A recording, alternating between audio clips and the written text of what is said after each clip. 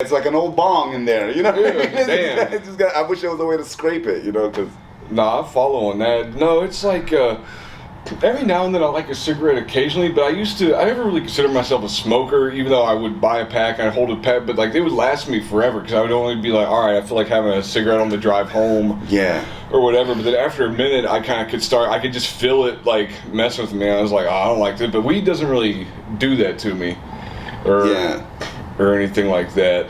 But you're already a low-key dude anyway, so it's like, everyone has different effects. For me, I run quick. You know, I have naturally high blood pressure shit. That's another thing. I'm hypertensive. Oh, okay. So that's another reason I had to quit smoking and eating like crap, because my shit is like 145 over 96. It's like I'm ready to blow up. My kidneys are gonna fucking explode, and I'm gonna have a stroke. So that's like all these reasons, and it's all happening now. You know, as I'm getting older. So after 40, things are fucking changing. So it's like, I really got to make some considerations, you know. Hell yeah. Before I fucking just drop dead. Shit, I was gonna say, I'm surprised you're actually like 40, because I knew like you were over 30 something, but I didn't realize you were like in 40. I was like, well, you're doing, for whatever, you're still doing like healthy. I've been fortunate, visually, I know shit. I know people that were in their 30s that looked fucking 50, and it's because they drink. You know, or I know a lot of fucking junkies, traveling and hopping trains and stuff, so they age fast. Yeah. You know, they live rough and age fast, and I was never one to get up in the morning and fucking have a shot of whiskey and start drinking in the morning. I never did any of that. The most I ever did was smoke, you know what I mean, and overeat. Yeah. You know, so I'm fortunate, and I guess I have good genes, but I mean, once I take the hat off, I'm bald, so it's like, I've been bald since I was like 25. Yeah, no, I know. I've got friends that are like that too. It's like they've always, but so even when I was 25, I looked 35 because of the baldness, but it's whatever. I guess, I don't know. But it's just, I think it's interesting how like some people age or how they like look, because some people I've seen bald, they don't look whatever. I've actually seen, I don't know bald, but I had a friend that he shaved his beard or whatever, and it's like, you look older for whatever reason without the beard. Weird? Weird. With like when people shave, they just like, well, I think what it is, like, you could see all the wrinkles on the mouth, on the, like, in the jowly area, and that is a good telltale sign of how, besides like the eyes and the forehead and stuff, which are common to look at to distinguish age. Yeah. But once you see this, that's when like, oh yeah, you can see like the lines right here, or if they got jowls and shit, or like the double chin, then you see the age all in completion. Whereas with a beard, they can hide it, and all you see is like, oh yeah, they have kind eyes with their crow's feet, or whatever. With their crow's feet. You know, and they have like thinking lines, and it's like, but once it's all there together, then it's like, oh, I see it now. You are 50 million years old. I see.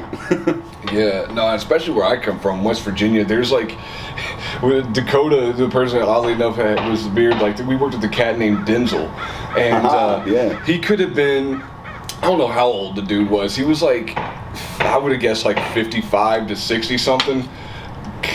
But like Dakota was like, man, he could be a West Virginia 40. You know what I mean? Dakota Fry? You talking about Dakota Fry or? No, this is a friend of mine back home, Dakota. I'll say his name, Dakota Sabo. We won't like. Right on, yeah. But yeah. Are we filming now? Nosotros Trabajamos Duro. We don't want to get you gun for nothing. We want to buy it.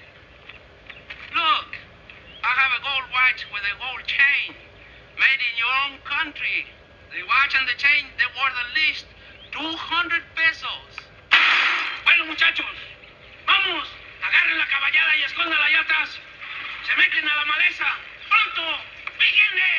¡Vamos, vámonos! ¡Éntrenle!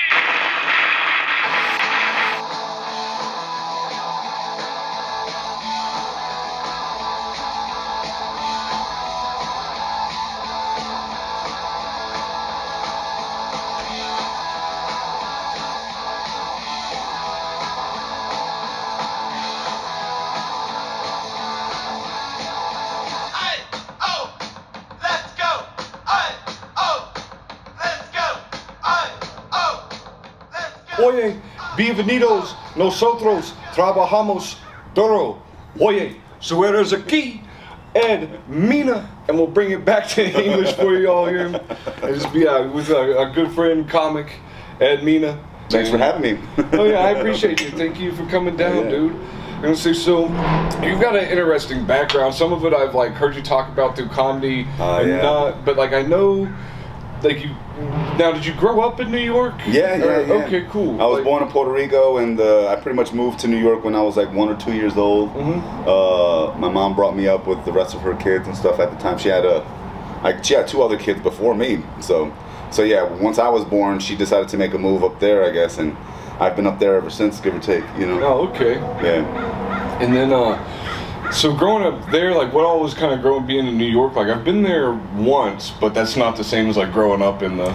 Well, I mean, it's for me, it was just the hood. In Yonkers, we were a working class, poor-ish. You know what I mean? Like, my dad was with us too, but he was he's a bit of a degenerate himself. He was Dominican. He's a Dominican, so he was an immigrant, and I think he was up there legally at first because I think my mom and him got married, but he got into selling drugs and shit like that, so he got himself deported back and forth. Damn. And I'm starting to try to talk a lot about that in my comedy too, besides just making dumb dick jokes, but trying to get personal about stuff. But yeah, he liked to sell drugs, and so he got caught up a couple times, got deported. But yeah, we just lived on the block, just wherever black and brown people lived in Yonkers, that's where we was at. And Gotcha. It was an okay life. I mean, you just make do. I never, like growing up back then, I never looked at it as like, man, where are we? This is bad. It was just like, we're just here. We're just we're just living. I remember the first apartment building we lived in 150 South Broadway in Yonkers. The back of the building, the backyard area of an apartment building, whatever that is, you know what I mean? Because apartment buildings, it was all covered in trash. Yeah, it was like it's like a lot, they call it. Like it was a just lot or something. This much garbage, pretty much. For my little 8-year-old self, just like, because people would just throw garbage out their windows and fire escapes, and it would just be in that back part of the building. So we were, we didn't have any problem just exploring it and playing around in it. Little old diapers or carpets, you know what I mean, like tiles and bags of sand or garbage bags, and we didn't know any better, But it wasn't. Now that I think about it, it's like, that's crazy, But to me, I look at that and I'm like, that just seems like how city kids would grow up, because there's like different times of and what else you're gonna do. You're just kind of gonna walk around the block. You know what I mean? Central Park. If you're not near Central Park or somewhere. Well, I grew up in Yonkers, which was like Westchester County, which was like just above the Bronx. Right. But it was pretty much an offshoot of, not an offshoot, but it was like, the same kind of city vibe was there too. It was just not as many buildings as like down Midtown or downtown NYC or whatever. Gotcha.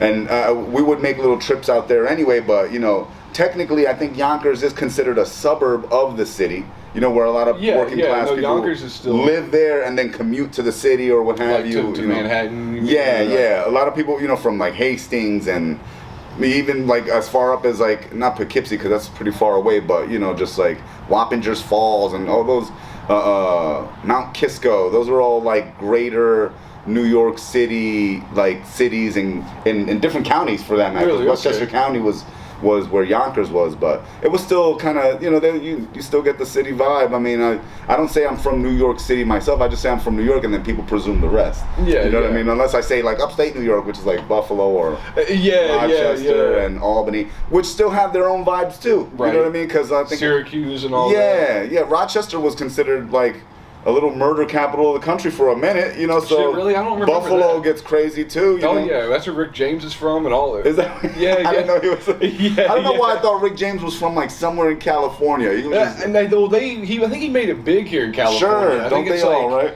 Like, because he was doing stuff like for the longest time. Like he was around in like the 60s doing some music, kind of had a Rolling Stones feel, and he got to know what's his name, Neil Young, a little bit.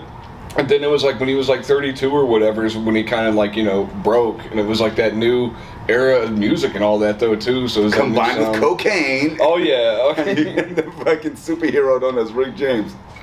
Oh man. But yeah, no, it was cool living. Superhero. You grow up with so many different kinds of peoples. Yeah. Mostly in our area it was like, Puerto Rican, Dominican, Mexican, a lot of Latin Americans, a lot of black people, couple Arabs. Couple Russians, Albanians. It was very diverse a melting pot. Yeah, for sure. that makes me like. Sorry, I didn't mean to. No, I was gonna say, what is it though? Because it seems. I mean, I know New York's like a hub and it draws like everybody all over the world, but it kind of seems like it has like a strong like Puerto Rican. Like there's a lot of Puerto Ricans that tend to go to New York for whatever reason. That happened in the 40s and 50s. There was a big migration. Okay, yeah. I forget that there might have been. I think once they said that we didn't need passports, because like we were folded. Oh yeah, that's right. As a Commonwealth. Yeah. Then it was on. We went to New York and Chicago. Chicago's a big hub of Puerto Ricans too. I mean, it's considered the 75th district. Because Puerto Rico has like 74 districts in the AKA counties. Okay, they're like counties. I get you. So Chicago, the Humboldt Park area of Chicago, is considered like an honorary county. Really? Outside of Puerto Rico, because there's so many, it's a big, strong That's so Puerto Rican interesting. influence. That's cool. It's an honorific, but that's about it. Like saying I'm a doctor. Like I'm a doctor of Harvard. I'm not really a doctor. They just gave me the title. You know what I mean? Gotcha. But there's so many of us out there too that they gave that the title to. Now New York. So I'm surprised that never happened in New York either. Like where we were like the 76th or whatever, because we out there too. But we've been out. Once we found out, or the United States gave us like automatic citizenship, and we didn't need passports to get in or out. It was on, and people were migrating. And New York being, the hub of dreams for a lot of people, not just Puerto Ricans, but for everyone. Chinese, Japanese, Arabs, mostly Europeans during Ellis Island days and all that shit. It was on. And then, we ended up like going mostly to the Bronx, Spanish Harlem areas and stuff like that. Yeah. And so it just, the way history happened. And, without that, we wouldn't have the music we got now. You know what I mean? Yeah. So, but I love it because I don't need a passport. Take that, Trumpers.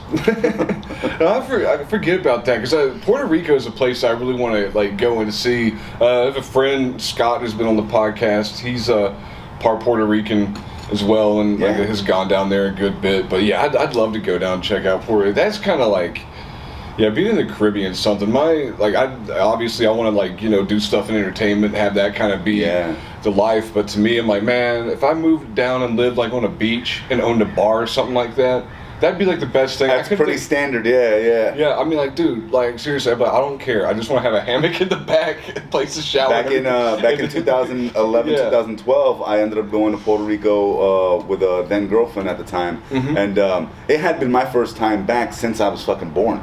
Really? Okay. All my siblings had gone back and forth there when they were kids or whatever, but for whatever reason, I never went. And so, I was more out of touch with it. But once I went with my then girlfriend, like I pretty much traveled around like I would here. If the only thing missing was trains, you know what I mean. But we hitchhiked. I mean, the island is only 30 by 100 miles, 40 by 100 miles. It's not that big. Okay. You can get around it hitchhiking if you're lucky. Oh yeah. In a day. You know what I mean? But there's also like, and there's no buses unless like you're in downtown, like San Juan or like major, cities. But they have this system called the Públicos, which are like publics, essentially. They're just like these vans, these cab vans that everyone chips in and they get around the whole island. So like they'll get you from San Juan to Ponce if they need to throughout it's going to take most of the day, but because they're going to do drop off and pickups, Right, exactly. But it's almost like it's a van service similar to like getting you to the airport, but it's very common. You know what I mean? It's just like long form cabs. You might jam into this van with 10 other people, and they're all in all their bags. And they probably have animals and stuff with them sometimes. No, really? Okay. Maybe a dog, but not anything crazy. Okay, I'm thinking like a chicken at They're least. Like cabs, you know what I mean? So it's like big old van cabs. And they'll drop off old ladies that need to get, picked up or whatever, because there's not many like buses, because it gets rural after a time, like San Juan and Ponce and Rincon, all those cities have their own little things, but once you get out of those major cities, once you get out of Old San Juan, which is the tourist part, now it's just country. You're just in country, you know what I mean? Like beautiful hills, winding roads and shit, but there's no buses, there's no bus stops, you can't be like, let me call a cab. Now that was 2012. I don't know how it is these days with Uber, because everyone Ubers everywhere pretty much, so I'm sure they have Uber out there too. And I don't know how that's affected the Público system, but But it was fascinating back then, and I loved it. Like they would look at us like we were crazy. Like, what are you doing out here hitchhiking? And we're like, yeah, no, we're just. And they're just like fucking, just like the hippies. And I'm like, yeah, just like the hippies. Yeah, you know, like that's all they really knew from like media and stuff like that. You know, cogiendo el pong. You know, like you know, just throwing out the thumb, and just like they would be fascinated. You know. Much like how I used to be here, like when people pick me up hitchhiking here, they still have tons of questions. So long as they perceive me not as a threat, you know. And as a bigger dude, sometimes it could be hard to get picked up. I followed, yeah. I wear all black. I look stark sometimes, boots and fucking big old pack, and my beard was stomping crazy. dude out here? But I'm just like, hey, what's up, man? Thank you. You know, just like goofy and whatever. And I'm happy to share with whoever wants to honestly know, or if they're cool, I'm cool. That's always like that. You know, that's literally golden rule of life, right? You're cool, I'm cool, we're cool. Yeah, right? Yeah, don't fuck with me, I won't fuck with you. Help me get here, and if you want to. If not, then that's cool too. You know, I've had people go above and beyond, you know, just a ride. They've gotten me like a hotel, or they're like, you know, I remember with this one time I was traveling with this one guy, Matter. His name was Matt, but we called him Matter. And me and him, two biggish dudes, beards, dirty, looking crazy. We got picked up by this lady and her mother-in-law, and she had like 2 kids in the minivan with them. They picked us up. Yeah. And they gave us a ride, like 30 miles down the road. Then they turned around and they were like, you know what? Something's telling me to help you guys out some more. They were a little bit religious. Okay, I was going to ask you where this like had the. It was in the South, I believe. Okay, yeah, that's why the dude was like, well, Jesus would want us to help. So they took us to their house. And they let us shower. We met her husband. We met the rest of the kids. I remember I had an iPhone, like the first iPhone, you know what I mean? So we were comparing because he had gotten one for Christmas. They let us take a shower. They made us some sandwiches. They took us down another 50 miles down the road and then gave us each $100. And I'm like, Jesus Christ.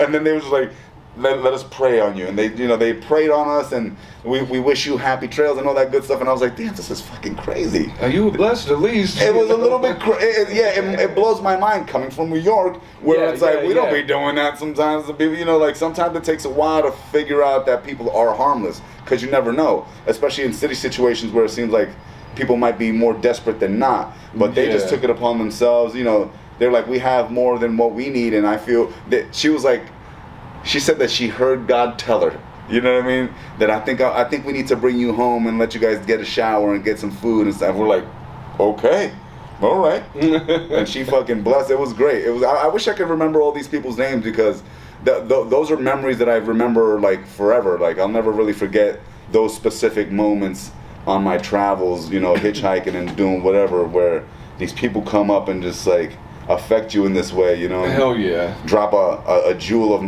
of hope, you know, human hope, whether they're religious or not. I'm not religious myself, you know. I consider myself. But that's how you treat a person. Exactly, and they're doing it right. If they're saying they're Christian, then they're doing Christianity right. You know, that's what I would expect Christianity to look like. You know what I mean? Yeah, exactly. No, that is, and again, from West Virginia, I'm familiar with that.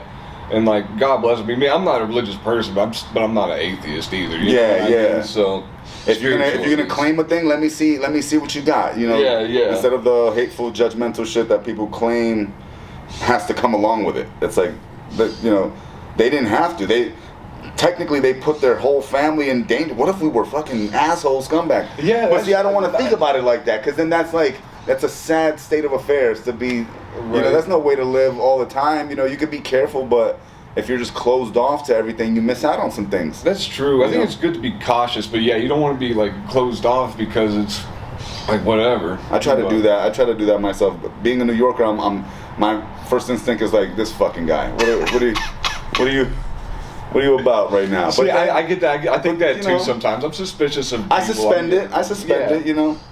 But then, because then sometimes if you just keep on that tack, then you become the asshole. Like, they're actually trying, dude. Relax. Relax. You know? It's like, and you don't always have to be hardline. You have to be able to discern. You have to be able to distinguish, and then be ready to react in any way that you need to. So I'll talk to you. If you're chill, I'm chill. If you're not chill, then we ain't chill.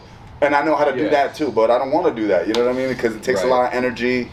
You know, you lose some of yourself in that, you know, like interesting, like with fighting and stuff like that. There's always a loss. Yeah, I might beat you up and win, right. but you lost something there too. There's still a loss there. You know? It's like now, like if it's at a party, it's like, what are we gonna do? Go back to party, and now we gotta take care. It's never weird. over. It's just weird. Yeah, it's like it's always be cool until it's time to not be cool. Always be cool and expend it, exhaust the coolness until it's like. That's it, man. I tried. Boom, bam, boom, boom, or whatever. Go into the negative zone. You know what I mean? But, I like that, going to the negative. But yeah, Puerto Rico was a fun place. We went all over the place. We hitchhiked. We farmed mostly. Oh, hell yeah. We went through the woofing system. What's that? Worldwide opportunities on organic farms. It's called woof. It was the way I described it is like almost like Facebook or MySpace, because it was like MySpacing back then, right? Facebook was in the early days back in 2012. That's when I liked Facebook, was when it was like 2012. People were putting like bulletins. You know, remember the bulletins on? Yeah, I if you don't share that. this, no one's gonna kiss you for 7 years. You know, that type of shit. Yeah, I kind of remember that. I kind of fairly. But I remember more that stuff used to be on YouTube. It'd be like that, or this woman's gonna come into your house and yeah. If you don't share this with 10 other people. It's like, geez, you're cursed. And it was just like, but woofing was like that, but for farming. You know what I mean? Like some people make a profile and they'll say that they have a farm here. This is what they expect from people. It's a work trade. Yeah. You know, and then you make a profile like, yeah, we're traveling, and we want to, because it's for exchange of ideas. Okay. Like I come help you in your garden or farm for a month or whatever, and you put me up, you feed me, you clothe me. If you want to pay me, you can pay me, but it's not necessarily. It's more like expected. It's a work trade. Yeah, I follow. To help you along your travels, and then you learn something because there's an educational aspect to it too. You know, so we did a lot of that. You know, and that's where I ended up on a coffee farm. That's why I became a coffee snob that way, because like, I spent about 4 months on a coffee farm. Me and my then girlfriend, Lindsay. Shout out to Lindsay. But these people didn't know us, but they needed help harvesting their coffee. They had about 5 acres of coffee, and they didn't have any help. So we're like, we'll do it, and we hooked up to with the coffee farm through another farm that we were staying at also. Because then he was like, I have a friend who has a coffee farm, and their crop is going to shit, and they don't have anyone to help harvest it. So we're like, we'll do it, and we stayed up there, like, because these people lived in San Juan, which was 30 miles away from where we was at. Right, we was literally in the center of the island. Cerro de Punta is like the tallest mountain, quote unquote. We don't really we have hills and mountainous terrain, but we don't have like mountains. Yeah, the tallest mountain is about 4,000 feet. Gotcha. I mean, 4,000 feet. Cerro de Punta, but we were literally right at the base of it. It looked awesome. It was pretty awesome that we were just like. And it's essentially in the center of the island, and we just stayed up there for like 4 months harvesting the coffee every day. We would harvest, spend about like 5 or 6 hours harvesting, and then the last 3 or 4 just prepping it for drying the next day, because we had to depulp it, ferment it, spread it out on canvases, let it dry in the sun, then fucking dry it in an oven, and then bag it up, and then get it ready to ship out to go get roasted. You know what I mean? Oh shit! So they don't even like roast it there. No, they send it to this roaster in Ponce, who roasted it back then. Once we were done, we only did the harvesting and prepping. We didn't grow it or roast it. You know, we were like the middleman in that regard. You know. Yeah. But I would have loved to learn how to grow a coffee tree. But yeah, I would like that too. That'd be cool. And we just stayed on this one farmhouse, me and my girl, in the mountains of this old, like, it was like an old plantation that was, parceled out to different families, and, because it used to be one big old plantation, because, fucking Puerto Rico had slavery and plantations and all that shit too back in the day. Yeah. But this one huge property, Finca Gripiñas was the name of the place. I'm gonna shut that real quick. Yeah, go for it. It was parceled out, and they had I think they had like 10 acres or so, maybe 8, and 5 was growing the coffee, and it was all on hills. It was all on mountain. So it would just be picking coffee all day into buckets. Whatever was red, come with us, you know what I mean? And just up a hill here, just slowly going every day around the property, and we would do about like 3 rounds a week, you know what I mean, of just like covering the whole property and until it was all done or considered done, you know what I mean? And we just stayed up there, no signal. We would have to get on the roof to get on Facebook to maybe tell people that we were okay. And this was before smartphones, so we're on like old Nokias. Oh damn! Okay, you know what I mean? Like, this is 2012. You're saying? Yeah, 20. Okay. Yeah. So we're just like doing the, if you want to put a T, you have to hit 3 times. Yeah, that type of shit. The T9 texting or whatever. Yeah, exactly. And then every once a week or twice a week, the lady would come up and drop us off some groceries, check up on shit, take whatever coffee she needed. And then there was another because it was I fucking forget all their names. It's all gone. The names. If I probably look at my records, I could probably figure out but it's I don't remember any of their names, but it was these 2 people. They were one was a doctor, the other one was a professor. So they were well-to-do Puerto Ricans out there, professional. They lived out in the city, but they bought that farm and they were trying to start a coffee business.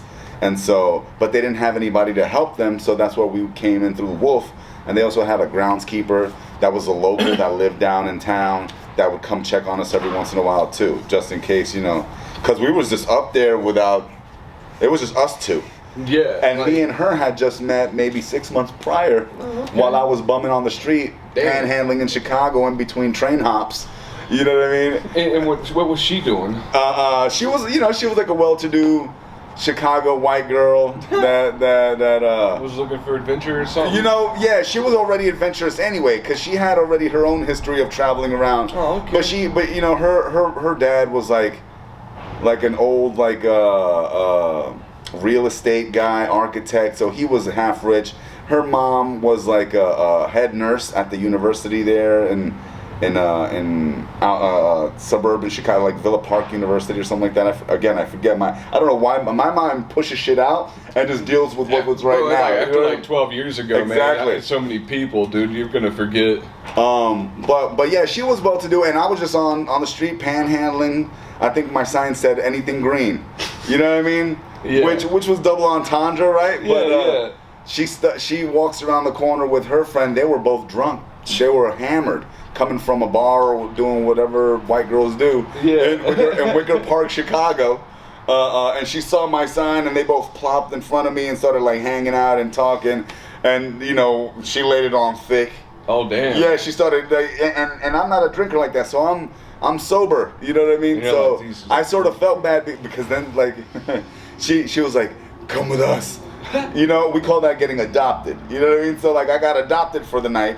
And I'm just like, what's up? But I'm always down for adventure because that's part of the life I lived back then, where it's even though they were hammered, I'm not a fucking scumbag. I know what's going on. I'm not going to try to take advantage of them. If anything, I'm going to try to get to their level. So then we're both drunk, so then if you want to hook up with me, I'm not going to feel bad hooking up with you while I'm stone cold sober and you're fucking almost blacked out. Right. And at that point, it could have been any one of them. Yeah. Honestly, because they were both into me, but actually I ended up with Lindsay, which is ironic because the next day after we hooked up, I was like, she's gonna kick me out of the house now. She's sober. Yeah. Who's this dirty kid I got in my bed? But no, we hit it off. We actually hung out for the whole day. I think we hung out for 3 days after that. I was supposed to hop out that next day from Chicago to Portland. I was going to Portland, but I didn't. I spent 3 days with her, and we hit it off, and it was chill and then after 3 days, she dropped me off at the train hop out. I remember. It was funny.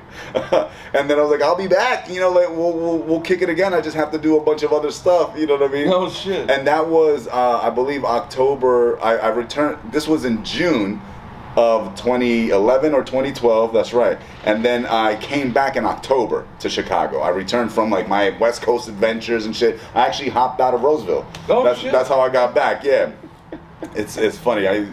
I've hopped out of Roseville already twice. So every time I go to Roseville and do a show and see the trains, I'm like, yeah. I could probably follow that somewhere and get to Chicago from here. About 35 hours. But from Chicago to Portland, it was 69 hours. This shit was crazy. But yeah, I came back and then she was like, you want to go to Puerto Rico? And she bought the tickets because she had free miles. Because her dad, again, well-to-do, he had a shit ton he had 1 million miles from traveling and business class and first class from traveling all those years making his money or whatever, and he split it amongst her and her brother because it was just 2 of them after he divorced the mom or whatever. and so she had miles to spare. So she ended up going around the world herself. Yeah. You know, she bought like an around the world ticket. Oh man. That like takes you to like 7 locations, but in one direction. You know what I mean? You go here, then you can go to the airport, redeem it, go to another place that you want to go. And she ended up going to India by herself. So she already had the adventure bug. And she was very capable. She already she wasn't dumb. She knows how to work. She knows how to plan. So she wasn't just out there. I mean, she liked to drink, and so that's a whole nother story. Oh shit! Like a bad, like was she a bad drunk or anything? Well, I mean, she went through her business, you know, with drugs and alcohol, but she made it out of there by herself. Okay. So that also shows good strong will and knows how to fucking change her life if she needs to, which she did. Because when I met her, she wasn't a junkie or anything like that. She was maybe a drinker, but that's about it. You know what I mean? Yeah. That was one of the last times I ever got fucking hammered. I don't even remember the last time I was as drunk as I was with her. She had to carry me home with her. Damn. I remember just like. But she was about my height and stuff, you know, so she was like, you know what I mean? She was a well-built woman, you know what I mean? So, big old German girl. Wherever she is, I haven't seen her in about 8 to 10 years, so. The last time I saw her, we had broken up, and that's when I got into comedy. Really? About a year or so after that, because it was crazy. Now, was she out here? No, we lived in Asheville, North Carolina. Okay. Oh, damn. Yeah, we lived. You were all around. Yeah, dude, we lived in. After we came back from Puerto Rico, we lived in Chicago for about a year. Man, I wish I should have stayed in Chicago. That was a fun city. It reminded me of New York without the tall ass buildings. Huh. I mean, it had tall ass buildings, but it was overall not as tall as fucking New York is. Yeah, and not as gray. I understand, but interesting. New York is very gray and brown with bricks and dirt and. Are you talking about the wintertime, or you mean year round? No, I mean the building. Point. It's a dirty city. Yeah, in terms of like right. You're right. The drab color just in general. Whereas like Chicago still has that, but it's not as tall, so it's not as overwhelming. Because it has more land to expand into. You know, it's Illinois. Yeah. Whereas Manhattan is an island. Right. So, you know, I follow. Swiss cheese with the subway. That shit is sinking every fucking year a little bit. Shit. I think it's going underwater a little bit. So, but that's we'll let the future handle that. But we moved to Chicago. We lived there for a hot minute, and then we ended up getting a farm together in North Manchester, Indiana, and we had a CSA, which is community sponsored agriculture. Okay. Which is like basically you give me. That's my initials too, man. CSA. Yeah. You give me $500 and I grow your food for the year. Interesting. And so every week or 2 weeks you get a box of vegetables and food that I grew for you. Nice. But so it's like a subscription service of sorts. Interesting. It's called community sponsored agriculture. She was the brains of all that shit. I was mostly the brawn. You know what I mean? Huh. And we did that for one season in North Manchester, Indiana. That was too remote for us because it was Amish country, Mennonite country. We lived among a bunch of other conventional farms, and we're trying to make a organic farm in this area, but it was too much, and so we only lasted a season. From there, we moved to Asheville, North Carolina, and then lived there. I lived there for 2 years. I think she stayed there for 1 because then we broke up after a time. I think altogether we stayed together 3 years.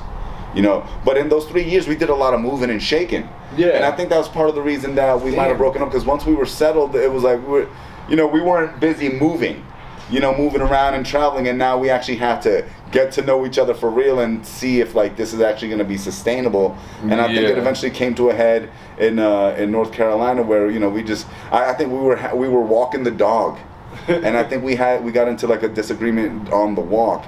And some shit happened where we were just fighting, and then I remember getting home and she's like, I can't do this anymore, and I was like, yeah, and then we ended up breaking up. But it's funny because we were supposed to leave Asheville for about a month or two to go travel around. We were gonna go trim weed. We were gonna drive in the van, go visit my parents in New York, or my folks. Yeah. Then go to Chicago, then go to California, trim for a little bit, right? Yeah. And then come back and keep on living, right? We did that prior when we lived in Chicago. I actually put her on her first train ride from Chicago to Portland because I knew the route. From Chicago, that was like my 3rd time doing it. You know what I mean? I was very familiar with the overland route, which is like a classic. You know, I think it started in San Francisco and then Chicago, and they meet in North Platte, Nebraska. Really? It's like a historic route, blah blah blah. Because that was where the train tracks, the intercontinental train tracks met from the East Coast to the West Coast in North Platte, Nebraska. Yeah, and there's even like a quarter celebrating that, which is like 2 locomotives and then like a golden spike hovering about. That's like the image on the quarter. Back when, like, remember they were dropping all those 50, the state, each state, I remember that. Nebraska's one was the fucking 2 trains with a group of people on this side, a group of people on that side, and then a spike, to commemorate like the merging of the 2 coasts. Through commerce and train and trade and the future.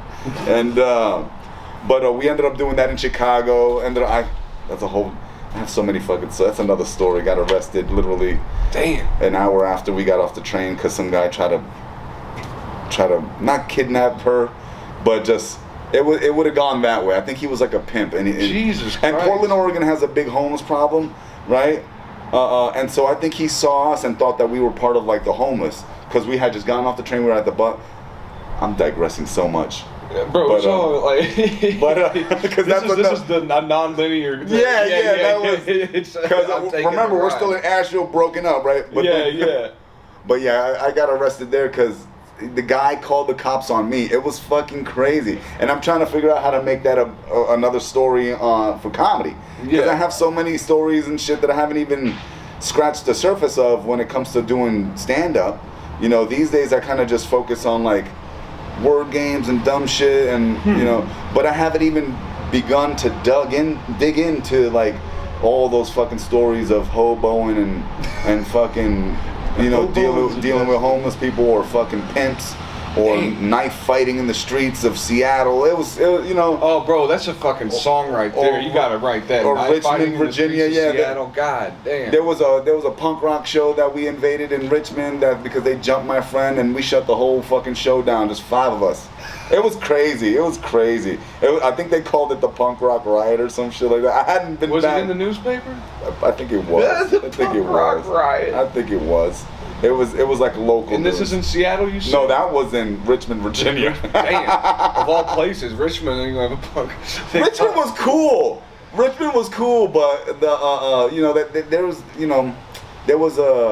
there's the locals, and then there's like the fucking kids that travel through. It's a common hub for train hoppers too. So you'll always see a fucking dirty kid with his dog.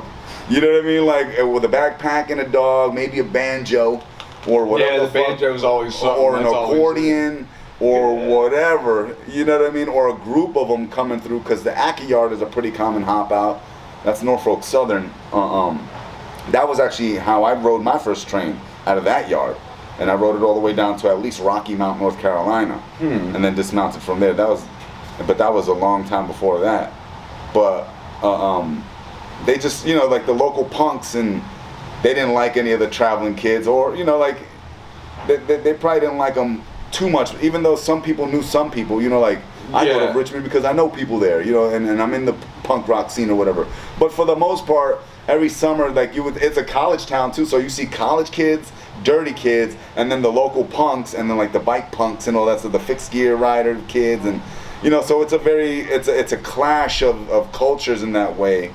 Where it's like you see these dirty kids fucking with the fucking college kids, fucking with the punks, fucking with the dirty kids, and they ended up jumping one of my friends, and we ended up invading the show, and it was a mess. I'm surprised I got out of there with my fucking skin. Damn. Because I'm on camera, so I don't want to get all too crazy. All right, well we'll say allegedly, but yeah, I gotta hear some of this story.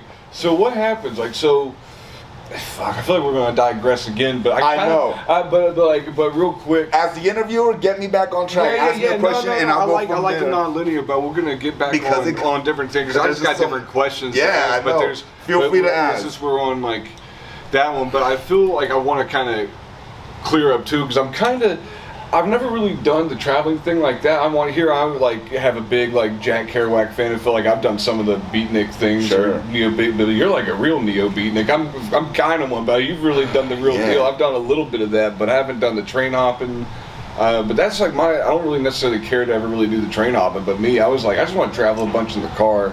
That's why I like comedy. That's like another reason why I like comedy. That's why I got into comedy too, because of traveling. Yeah, like, I just you go on tour, go to different places, Yeah. and I don't necessarily have to do it on a train or hitchhiking, but I could if I wanted to. You know what I mean? Though if I had a gig next week, if I wanted to get there, I'd want to start traveling now just in case, because I don't want to fucking be there. Like, I got to get there tomorrow, and I'm still in Ohio, and I got to be in Florida by tomorrow. You know, so like, I wouldn't want to risk that, but you know, I was not enamored, but I was just trying to figure out what to do next after, you know, the farming and being with Lindsay and then traveling around. I was like, what am I gonna do? And comedy was the thing that sort of spoke to me.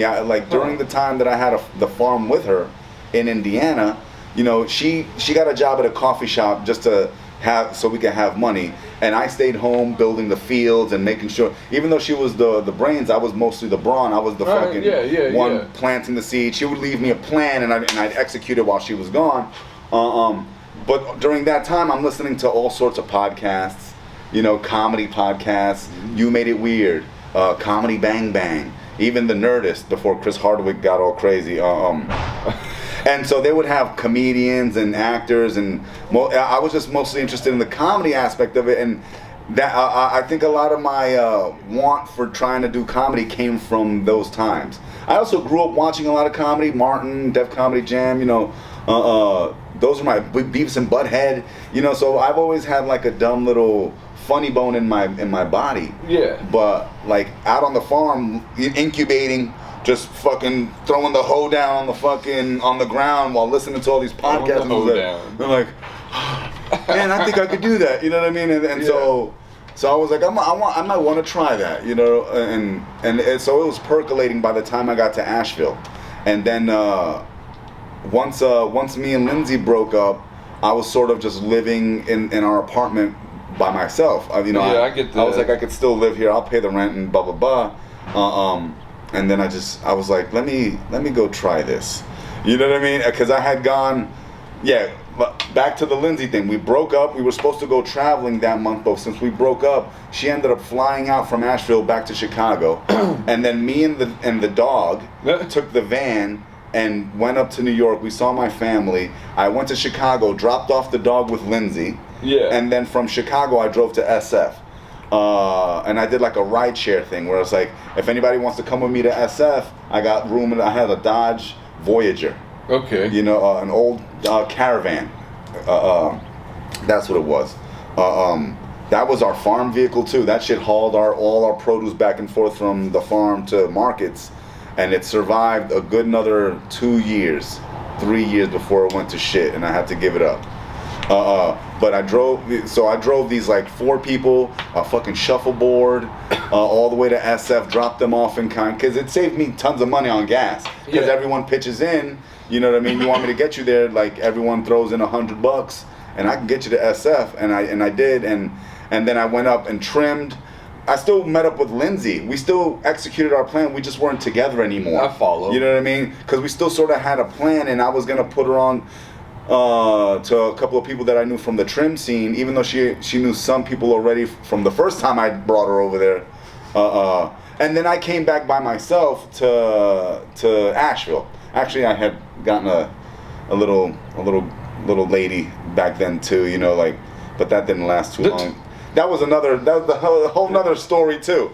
She wasn't a girlfriend, you know. She was like a fuck buddy that I met during the trim like they time. Come along every now and then. Yeah, and that sort of went sour.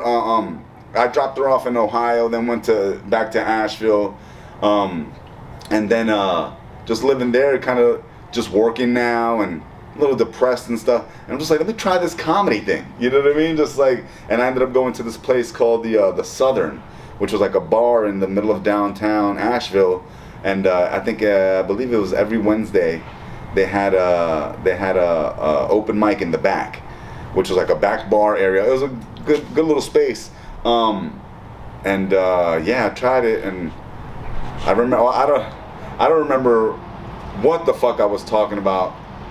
It kind of all went as a blur that first time. Second time I don't remember, and the only reason I remember my third time is because it got videotaped.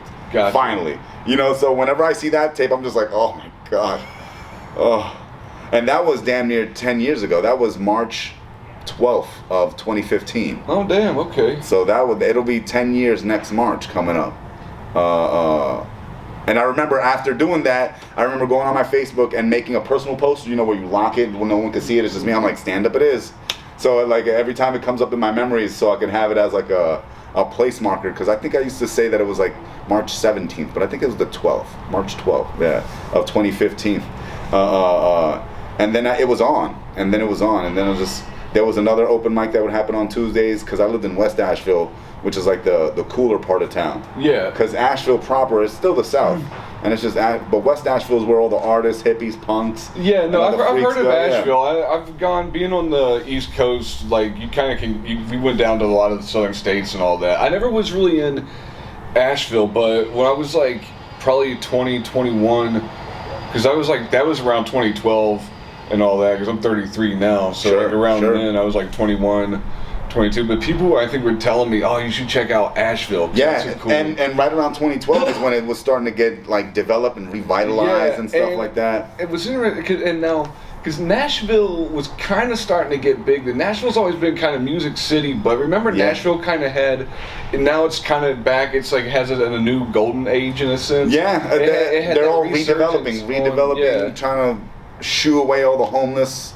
that type of shit, you know what I mean? I haven't been back in any of that area since 2015, 2012, so yeah, I barely remember it, you know what I mean? But I know that's when things were starting to get like breath of fresh air, you know what I mean? Like in terms of like redevelopment and like, because shit was dying. Things were dying. There's a lot of abandoned houses, and the housing crisis happened in 2008, thanks to Obama. Not really, but you know what I mean? They were blaming a lot of that shit on Obama, and shit was going down, so they were trying to spring back from all that. And so even in Asheville, they built a flat tire brewery.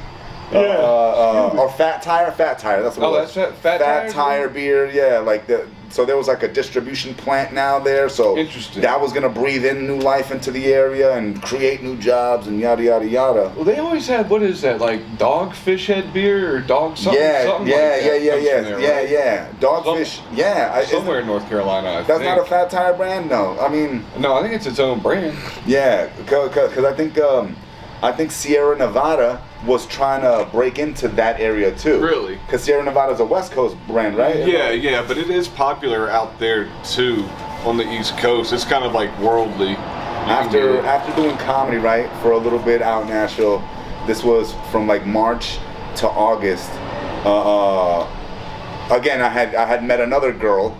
We had a thing. It fell apart, and I was like, you know what? I'm sort of done in Asheville. You know, because I was just like by all myself. All these lost loves and all that. You know, that was part of it, but it was also like, the vibe for me was like, I might need something a little faster, being a New Yorker. You know what I mean? Like, so, and with comedy, I want to try to get better, so I started dreaming, like, let me just go out west.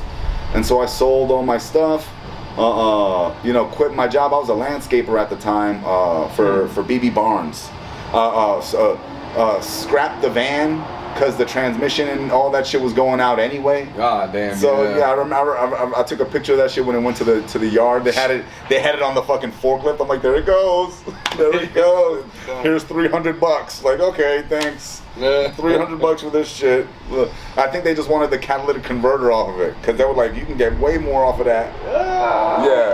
But there it went. And so then I just took a Greyhound, and then I came out here, back up to trim a little bit more, to kind of get my bearings, and then I just spun a globe. Was like, Sacramento, because it was the next destination from Reading, because whenever I went trimming, it was up in Reading area.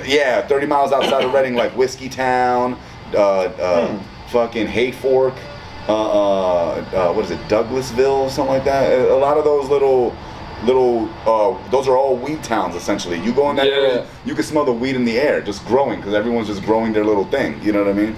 If you can see a fence with a blue tarp above it, it's like, you know what they're doing back there. You know what I mean? Because they don't want people to be looking on their crops. And it's just like, I spent some time out there, got my money up a little bit from the money I had from selling all my crap, and then try to establish myself in Sacramento. And so I've just been there ever since, trying to get good and get better at comedy. And that was fucking 10 years ago now. Damn. And now, so it's just been doing that. Still got the traveling bug, but now it's kind of like reformulated to like, you know, for comedy. So it's like if you got a gig for me, I'll go out there. And I would love to go back out to Asheville now that I'm a way better comedian. Yeah. You know, because back then when I started, I was like, you know, eating shit. You know. Yeah. So, you're still developing it. yeah. Now I don't. Now I know how to eat shit and grin and keep going. You know, if I'm eating shit. But now I know what I'm doing in terms of doing the comedy. So I would love to kind of go back there anyway and try it again. So. Hell yeah. Well, that's one an day. idea to get like some stuff like booked, you know what I mean? Just go out there, do whatever. I wonder if there's like someone you could call and just. Oh, there is. My problem is I'm just a fucking schmuck when it comes to getting booked. Because like, you know, like doing comedy for 10 years, I still feel like I don't even know how to book shows. Like, who the fuck do I talk to? Do I have to bother you guys? Do I have to send you emails? And it's like, you do, but then when I do, no one ever gets back to me. It's like, how the fuck do people get on shows? And then I see all these other people, you know, putting out their calendars like, my October is full. How did you get all that? Yeah. How did you get all that? Because I try to be talking to people and no one wants to. And so I have to tell myself that it's not necessarily. I don't think I'm like, you know, shadow banned or anything. It's just I think I need to move more. You know what I mean? I have to hustle more because like whenever I see these, like but then sometimes it's like, who the fuck do I talk to? And if this was the 80s or 90s, I'd be a shitty comedian because then I'd never get a gig. You know, because back then it was like sending a VHS tape. You know what I mean? But I think also it is hanging out, just being at mics. You got to be at mics and be at shows. Even if you're not at shows, you just got to be there sometimes. You got to show face. You got to so people could remember you. So they could just be like, oh yeah, I got a show coming up. Because a lot of people that I see getting booked aren't even always that funny. But they're just around all the time, that they just get on shows all the time because they're just around. They're always in people's mind's eye. You know what I mean? Or someone just digs them. Who knows? Yeah, that's another thing. You know, like the last thing in comedy is being funny. Right. You know, that's the irony of like getting shows. Like, you don't necessarily always have to be funny to get on shows. You just have to be around. So my problem is that I'm not always around because it's like, fucking people are annoying. I don't have. And I know it's a me problem because sometimes I just don't have the patience to stand around outside an open mic fucking talking to people about nothing. Yeah, see, I can't do that. Just nothing. And then I don't smoke weed anymore. And I don't really drink. So it's like I'm just a boring piece of shit now. No, don't feel that way about yourself. If you're being like president, people want to dig like the company. You know what I mean? Yeah. Like the conversation's always. It always seems like I have a chip on my shoulder, but it's like it's not that. It's just that this ain't real. You know what I mean? This ain't. I'm looking for like better connections than what the outside of an open mic is offering. But then again, sometimes, like I said, it's me because then it's like, get over yourself. You know what I mean? Like, these are all just people too trying to make the best of what they got too and trying to, you know. So I know it's more of a me problem than not. I try not to fucking flog myself about it or beat myself up, but I know it's like I have to. It's part of the sacrifice of being a comedian. You have to schmooze a little bit, even if it's just like smoking bowls all night and fucking your setup because you're too high. Like that type of shit. But I don't do any of that stuff anymore. It's like I just want to do my set and go home. I just want to do my set and go home. But you also have to do your set and then also watch someone else's set, say what up to people. You know, talk about what shows they got coming up. I don't like doing any of that shit because it's like, what are you talking to me about? I don't care. Really? Like, so what's your, like, because usually when I go to a place, I say hello to people. I'm glad to see everybody usually, but then it's like, I gotta look at my stuff. I mean, I'll talk to some people. Sure, I'm not glad to see people. It's just that I get annoyed.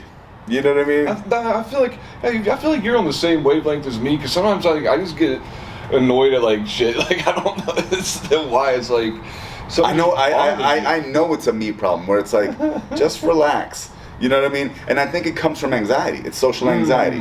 It's me responding negatively to my social anxiety, where it's like people are gonna. Because what happens is people are gonna come up to me like, "What up? Ed? So what have you been up to?" And then it's like, I don't want to get into what I've been up to. I want to talk about maybe what jokes you got working on. I want to do that. That's what I like doing. Talking about a joke that you got working on, or maybe something that I got working on, or something like that. But I don't want to go down my history in the day with you and like, what have you been up to? It's like, don't. I was almost gonna kill myself before I came here. Don't ask me. I almost think don't ask me what I was doing. But damn, I was gonna say, I almost think you're looking at it too hard. Cause someone says like, what are you up to? I always just say, I'm staying busy. Listen. I keep it simple. That's the placated answer, right? So what you been up to? Same old, that type of shit. Sure. Keep it but simple. But internally, it activates my social anxiety of like, what the fuck do you want me to tell you, man? I don't know what to tell you, dude. Because do you really want to know? And again, that's why I say it's a me problem. Because it's not on you. Poor you. You just asked me how I'm doing, and you just trying to get by too. You just waiting for your time too. You're going so deep into it. It's my social anxiety all day. That's what I'm saying. So I always default to not talking. I just, whenever I get told, what up, and then that's it. I go into the corner. And then I pull out my notebook. Now, if there's an interesting, lively conversation about nonsense, about something silly, I'll hover around it, and see if I can throw down. But for the most part, it's like, see if I can throw down. Yeah, like if it's something that I might be in, like fucking Goku's power levels. Like yeah, sure. Like I'll talk about some dumb shit like that. But then like there's other things that other people are talking about that I don't relate to or care to relate to, or just doesn't strike my fancy to want to throw down on. So then I just don't. You know what I mean? And then I'm in the corner while there's like a group of people over there talking and trying, because that's what they're doing. They're trying. Meanwhile I'm over here just like, just like, what am I gonna do? Like, and so again, social anxiety. I know it's based off of like shit in me that's like, just nervous about talking to people or whatever, or getting rejected. I don't fucking know, because we're already in a situation that we're gonna get rejected. We're at open mic. We've already put ourselves. We're gonna eat shit. Yeah, we might eat shit tonight, unless you have fire sets, in which case that's cool too. And those are for the talent people. You know what I mean? There's other motherfuckers that have to cultivate their talent. There's people that are born with talent, and there's people that have no talent. Yeah. Those are all the types, give or take, and then different variables of all those. You know what I mean? Natural borns, motherfuckers that gotta train up to it, and people that don't never get it. So like, so you just gotta figure it, and it's a lot of figuring yourself out. I think I just overthink shit. Yeah, that's kind of how it goes. But I always say like I'd rather overthink than underthink. Yeah, that's true. You know what I mean? But sometimes you just gotta let go of the fear, and then that's part of the reason I don't smoke anymore, because like being stoned before going up, or if I'm like 17th on the list, and I got there 30 minutes before the mic even started somehow, and now I'm spending that whole time smoking and chilling and maybe a beer or two or whatever. By the time they get to 17, I'm tired. There's no one around. Your set's gonna suffer a little bit, because now you're just like, what the fuck, everybody? So there's a lot going on. It's like, just stay straight. I like to keep my wits about me. You know what I mean? Yeah. I used to rationalize it where it's like I'll smoke a joint, at comedian 1. So by the time they get to comedian 17, I'll be okay. You know what I mean? Like I won't be as stoned or whatever. But it's not always the case. Sometimes the bowls are always just flying around.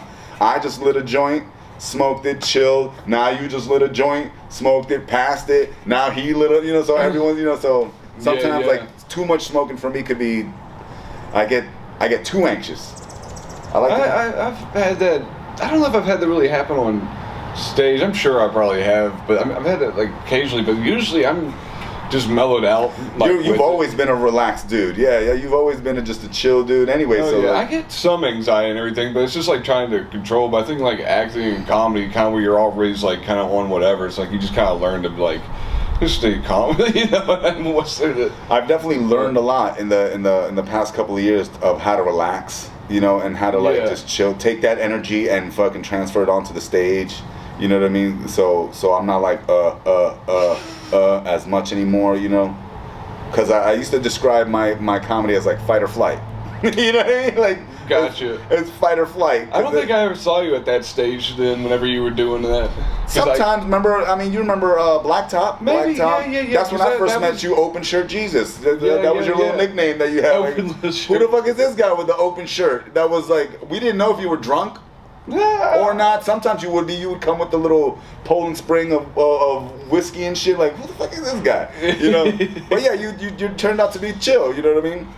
And that's the thing that a lot of Bro, I've just always been about having fun, and like sometimes like I'm not even like drunk really. I'm like usually like buzzed or whatever. You know what I mean? boom, and even just the way you talk. You know, add a little buzz, then it's like, wait, is he hammered? You know, like, so we don't know. So for me, right, in my mind, I'm like, who the fuck is this guy? Who the fuck is this guy? And I like that too. I kind of like Matt Medina. Kind of. Sometimes I don't know what's like conscious and what's subconscious, but I kind of like that where like some stuff's like slightly disarming. Because like I don't want people. I'm transparent. Like I'm pretty like real and honest and everything like that. But it's like still like there's like I guess some of that mysteriousness or whatever that's there. It's like where it's like who is it? You know what I mean? Like I think there's like some of that, but it's like cool. You gotta have some of that too. You know what I mean? Yeah, I know. Matt Medina pointed out. I was like, a lot of my mystery comes from being guarded. You know what I mean? It's not necessarily being mysterious. It's just like I ain't giving you shit right now yet. You know what I mean? I'll give you a little by little every once in a while. Once I figure out that you're cool. You know what I mean? But I gotta do that. I can't just come out and be like, hey, because then I'm all out there, and it's a vulnerability thing. You know what I mean? I follow. But yeah. But you learn how to control that anyway, and you learn like throughout doing comedy. If you're conscious about what you're trying to get across in your comedy, where you're trying to talk about how you deliver your jokes, how you perform them. You know what I mean? You get to like channel it. You know, you take whatever feelings that might come off as just frazzled nerves or whatever, and just channel it into just like a great set, high energy, that type of shit, directing the flow of what you're saying or interacting with the crowd and that type of shit, and in and out. You know what I mean? That's how I like to look at it, or that's what I've learned in the time. You know, because if not, I'm just gonna be like eating shit, nervous, it's just getting overwhelmed. You know what I mean? Yeah. But instead, it's like just let it work for you. You know, take some breaths. Absolutely. You know, before you go on stage, or at least for me, right? Just take a couple deep breaths, 2 sharp breaths, and 1 slow out breath. Supposedly that helps regulate your nervous system in stressful situations. Yeah, they do. Like breathing does. I need to work. Like now we're talking about breathing, I'm subconsciously / consciously, and I can already feel myself wanting to start breathing differently now. But it's always it's like say that's like always like good, like to have like good breaths. But that's something I don't really do enough of that I should probably do. Just quitting smoking for me helps with that, because now I've focused more on my breathing instead of just like the breathing I used to do was holding the weed, right? That's the breathing. To be oddly enough with you, I think when I'm doing bong rips, helped me able to take deeper breaths. Right? It is a meditation. It is a meditative state. But for me, my throat was just getting too much, too dirty, too crazy. So it's like, you know, that's great. Before it'd be like, oh damn. You know, so it's like now it's good. That's a great. I like that sound. Yeah. It's not crackly or crunchy. You know. And I've been doing a lot of running too in these 3 months. So because I'm trying to. I think I'm gonna run that Urban Cow 5K that's coming up in October. I've never heard of that one. Yeah, it's just like a local Sacramento race. There's a half marathon, but the day before there's also like a 5K. Oh yeah. You know, like a walk run for people. You know, and I'm gonna try to run it. Inspired by Jesse Rivera, who's lost a bunch of weight in the past couple years too. Shout out Jesse. Yeah, he got the little lap band surgery, and has just been focused on dropping the pounds. And I think almost like a goal of his too was to go run that. So I'm like inspired by him to try it myself. So I'm gonna do it too, and it's on the 5th of October, which is 4 days before my 43rd birthday. Oh really? So it'll be a gift to myself in that way too. So speaking of which, I'm gonna sign up tonight. Because the deadline is tomorrow. Damn, I think you were like born on the same day John Lennon, because John Lennon was John Lennon's October 9th. Yeah. That's John Lennon and Gore Vidal, the author Gore Vidal. Those are the two that I always remember that have the same birthday as me. But also local comedian Defunct the Legend, also is October 9th. Yeah. So that shout out to him too, and a couple of other people obviously too. My friend Adam Shepard, who I think is out in Ohio. He's also October 9th.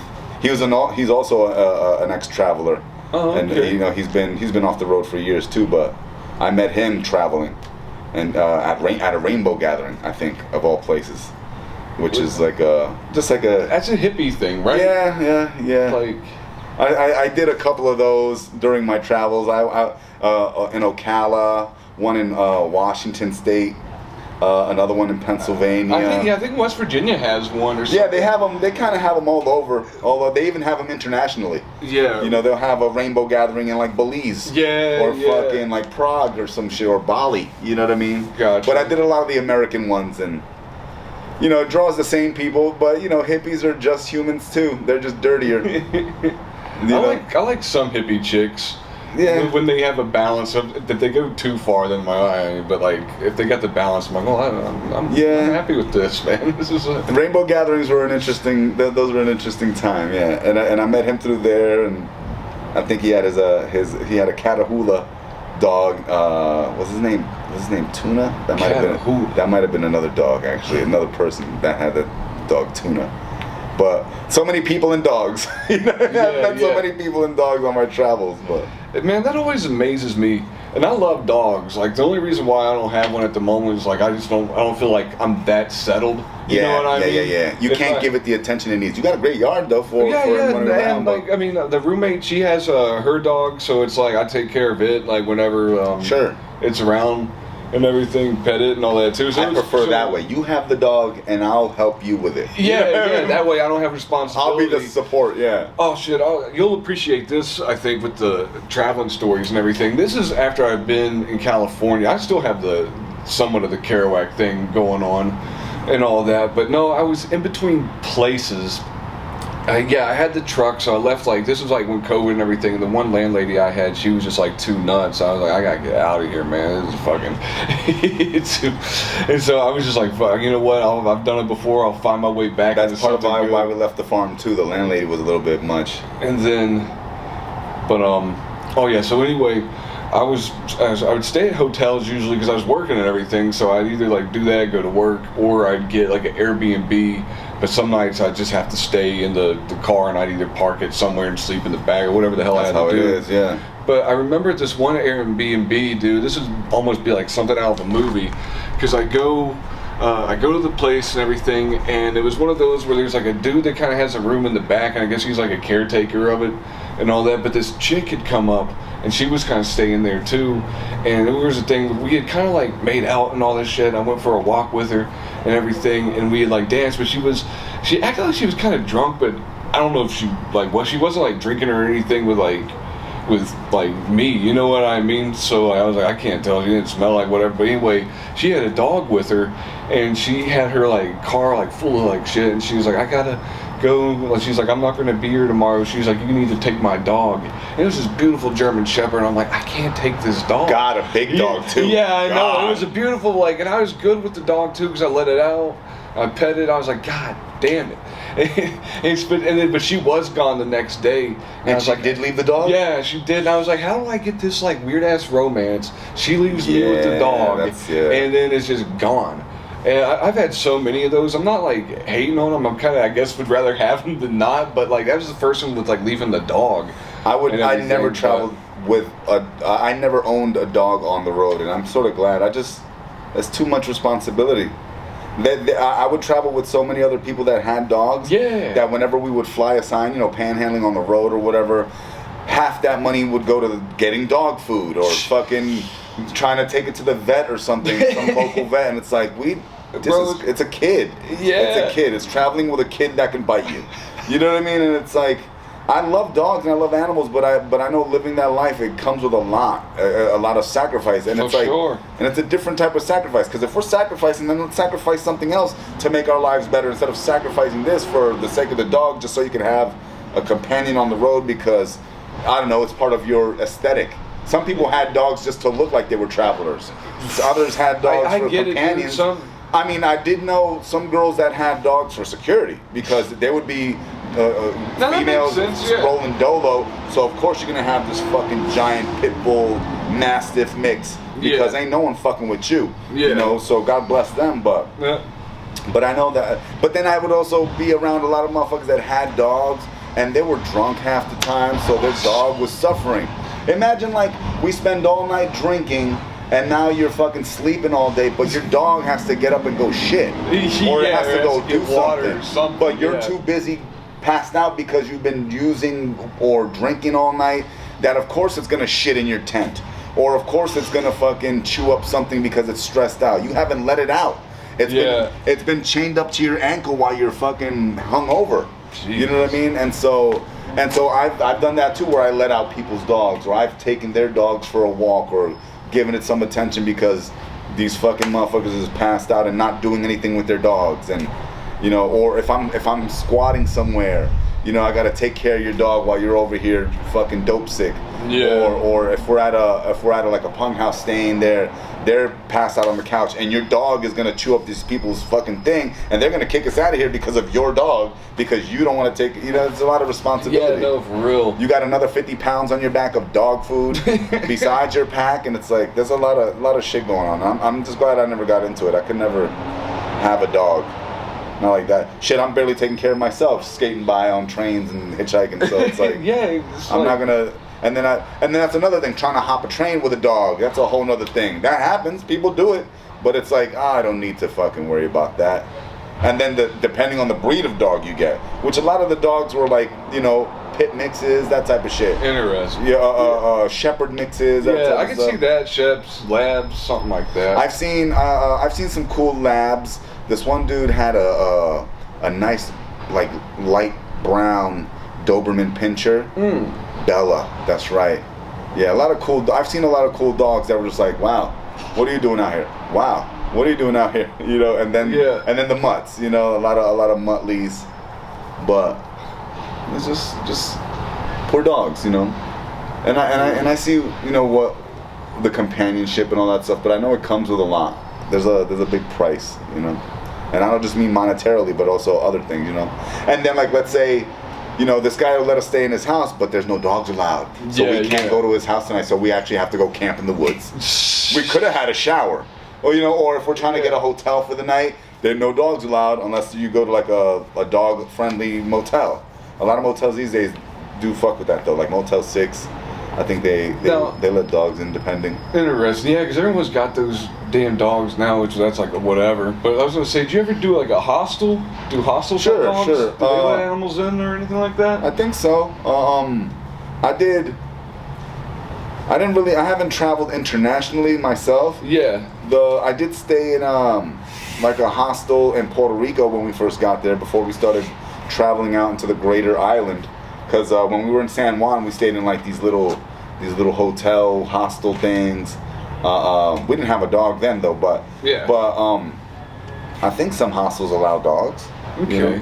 Because my cousins had stayed at a hostel a couple of times in places. Like abroad? Abroad. I think he's also stayed in a hostel like somewhere in the States too, occasionally in traveling. I don't know where. Maybe New York could have been one of them. Sure. But the last hostel I was in SF, and that was back New Year's of 2015 going into 2016, and I was just squatting it because like I had stayed out all night, doing the New Year's thing. Yeah. I think I was tripping on acid. We went to the Bill Graham, and it was like the Flaming Lips at the Bill Graham auditorium, and then there was also like these other rooms. Yeah.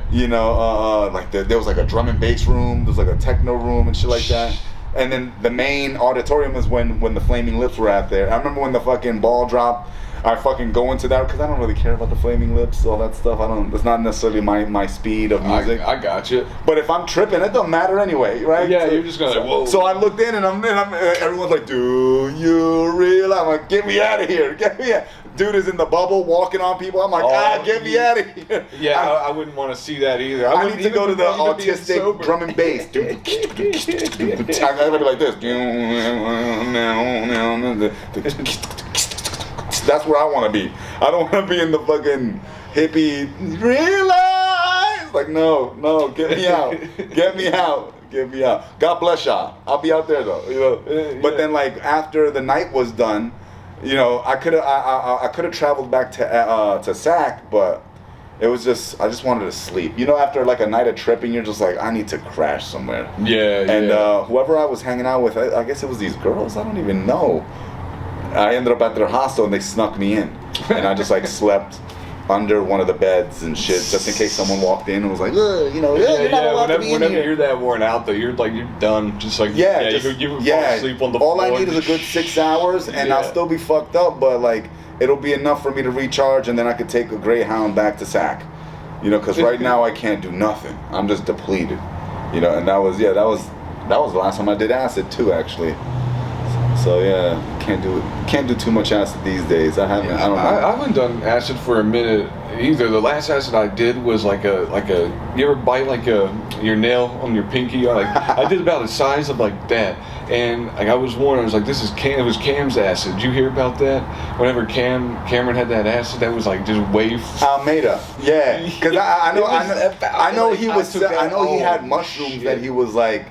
He was out there pushing too. I just never, I didn't know he had acid, but doing the work, do the work. Yeah, do the work. Do the work. That acid was doing the work on me, bro. Like I said, I did a little sliver of that, and I'm just like, I was gonna go to work the next day. I had to call off work. Sheesh. Because I took it at like midnight, and I had That is not good. Yeah, you are in for. You're not gonna be done till midday. No, it was like not. I don't know. It was like at least 10 or something like that. And I took it, and then I was like, okay, I'll probably be all right, because I just wanted to trip until like 1 in the morning or whatever and go to bed. But I was like, oh fuck, I cannot go to bed. It wasn't like I was having bad anxiety. I was just like, fuck, dude, I gotta go to work in a few hours. And then as soon as I called the boss, I was like, thank God he didn't answer. I just left the voicemail. I was like, listen, I'm in dry heat. Just make it right. I didn't leave it in voicemail. I didn't do that because I was like, that's overselling it. I just called it. I just called it, left that voicemail. I was like, hung up, and as soon as I did that, I was able to sleep. And when I woke up, I thought it was like noon. It was 3 p.m. the next day. I was like, God damn it. Shit. Like you needed that. I know that feeling, man. And I know if I did it now, I'd be asleep for like 2 days. It's like I can't anymore. I don't think. And I think I have a couple hits somewhere in my room. I think someone gave me these mushroom capsules. I have those. Shit. I also have I think I know exactly where they're, like in a jar in my room somewhere, like in a change jar that like, I just bundled it all up in like a Ziploc bag and like I just put it in there just in case. And then I have these Rick and Morty like candy bars, like mushroom bars that are just like still in my fridge. Just like, will I ever do those? I don't know. I think the last time I did mushrooms was a Savage Henry, and that was like 2 years ago. Because that's like sleepaway camp, and I just did sleepaway camp. That's comedy sleepaway camp. You know what I mean? It's happening this year too in October. Yeah. Dude, there's a horror movie from the 80s called Sleepaway Camp and all that. I just learned about that thing recently. Man, get on it.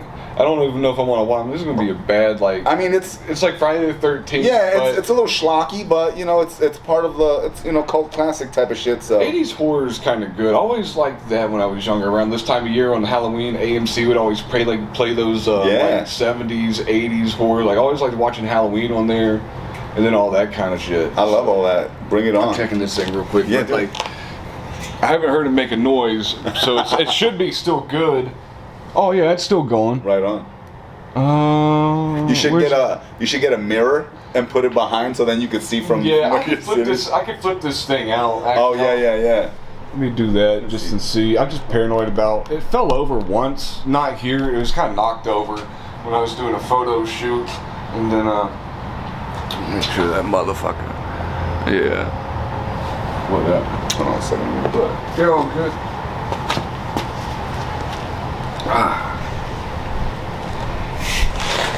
Hell yeah, man. Dude, it's like 90 something right now, but like that breeze feels good and cool as hell. Dig that. Like we're gonna take it back a little bit to wherever we were, but I still want to hear that story. So what happened when you're in Richmond that the dirty kids? Oh God. Oh fuck! I never even dude, we did digress deep because I was gonna explain even before that. Because at some point in West Virginia, before I like left and like moved out here, I met like these like people that were in between places, but I guess we're traveling and everything. And then I can't remember if it was them or if someone else told me, but I guess there's like there's the kids called the dirty kids, and there's a level of travelers. There's like the dirty kids. Yeah. There's there's others like names and layers and stuff. I can't remember all of them. But I was like, that's crazy. I was like, I didn't realize like there was all that. the dirty kid label, I guess, can go to anyone who's essentially dirty and traveling. Yeah, well, that's what I was. I didn't know if that's what you meant. But really, thinking, it's or if like you were going by the slang term, or it's really like it's become a general term for like a lot of like crust punk type of kids. You know what I mean? I've heard that. Dirty kids could also be like hippies. Like Rainbow Family style hippies, because there's various types of how people express themselves even when they travel. A lot of them either are crusty punks or like squatter crust punk type train hopper dirty kids, or hippie style dirty kids. You know what I mean? So there's those. Baggy pants like the jester pants, or fucking they know where to get the fluff. That type of shit. Like they occasionally follow probably the Grateful Dead or something that. They know all that shit. Whereas like crusty, dirty punk kid travelers tend to butt heads with the hippies, because it's a different ideology too. You know what I mean? Like, yeah, that's true. A lot of them are anarcho, politically. They're like anarchistic, and ironically, so are fucking hippies. That's the thing. Yeah. But sometimes hippies can be annoying because they're like, do you realize? You see, like all that shit. It even speaks to me where it's like, that's when it's too much for me. Lovey-dovey sparkle unicorns, fuck that shit. Give me saw blade, grindcore, spike vest, dirt, heroin. Not really heroin. I was gonna say, give me Jim Morrison hippies, or like Led Zeppelin. Give me Led Zeppelin. So it's two different worlds that still inhabit the same world. Yeah. There's a big overlap between all that shit. You know what I mean? And so when I say dirty kids, I just say everyone anyway. All right. Hippies or crust punks anyway, train hoppers or whatever. Crust punk. Yeah, like crust punk is like a style of punk too. That's like I've heard just a that dirtier one. style of punk. A lot of unshowering goes on. That's where the crust comes from. Oh, okay. You know what I mean? I've heard, as opposed to like fashion punks that are like the fucking they worry a lot about what they're wearing. Like David Bowie style cats? No, just like, nicely manicured mohawks, polished ass boots, new pants, you ripped your t-shirt yourself, that type of shit. Whereas crust punks, a lot of the shit comes from just wearing it all the time. You know what I mean? Like, a lot of your patches, I used to make jokes about like, you got patches and there's no holes under there. You just got patches under clothes. Now, how close is crust punk and a grunge? See, that's the thing. There's a lot of overlap. A lot of overlap. Because grunge is just hippies that are like angrier. It seems like, right? And then just from there, crust punks are just even angrier grunge people. It's just evolutions of the shit. It's like you start out as a hippie of like, ugh, and then the angrier you get, now you're wearing all black. You used to wear patchwork pants, and you used to be happy, and you used to fuck with the double stick thing. Now you're just angry and a heroin addict. Just like, these are all jokes, but there's a lot of overlap. There's a lot of overlap between all that stuff anyway. Grunge is signifies the genre of music. So whatever aesthetic comes with that, but grunge is literally in the name. Grunge. It's dirty. Or drab, or you're not necessarily. Grunge was a response to glam. Oh, okay. You know what I mean? Like grunge. Oh, that makes sense. Yeah, in the 80s it was all glam, right? Makeup, teased hair, even for men. All those. And so grunge was the response to that. Like, fuck that. Yeah. You know what I mean? But grunge was a bit of an evolution of punk anyway. Right. It was sort of like a mainstreaming of that punk ethos of like not worrying about what you're wearing. Whereas punk was still sort of dying, quote unquote, you know what I mean? It still remained in the underground. Grunge became popularized through certain bands and stuff, and it was a direct response to glam. Gotcha. And glam was sort of like an evolution, a metallification of disco. You know what I mean? Of the disco. I've never really looked at it. Like, I'll have to, but I never really liked any of the glam metal bands. I like some disco split up into a couple of places. Disco became rap. Disco became glam rock once you started getting rockier with it. You know what I mean? Who would you say is like the first like glam rock that was there? Oh, I have no idea.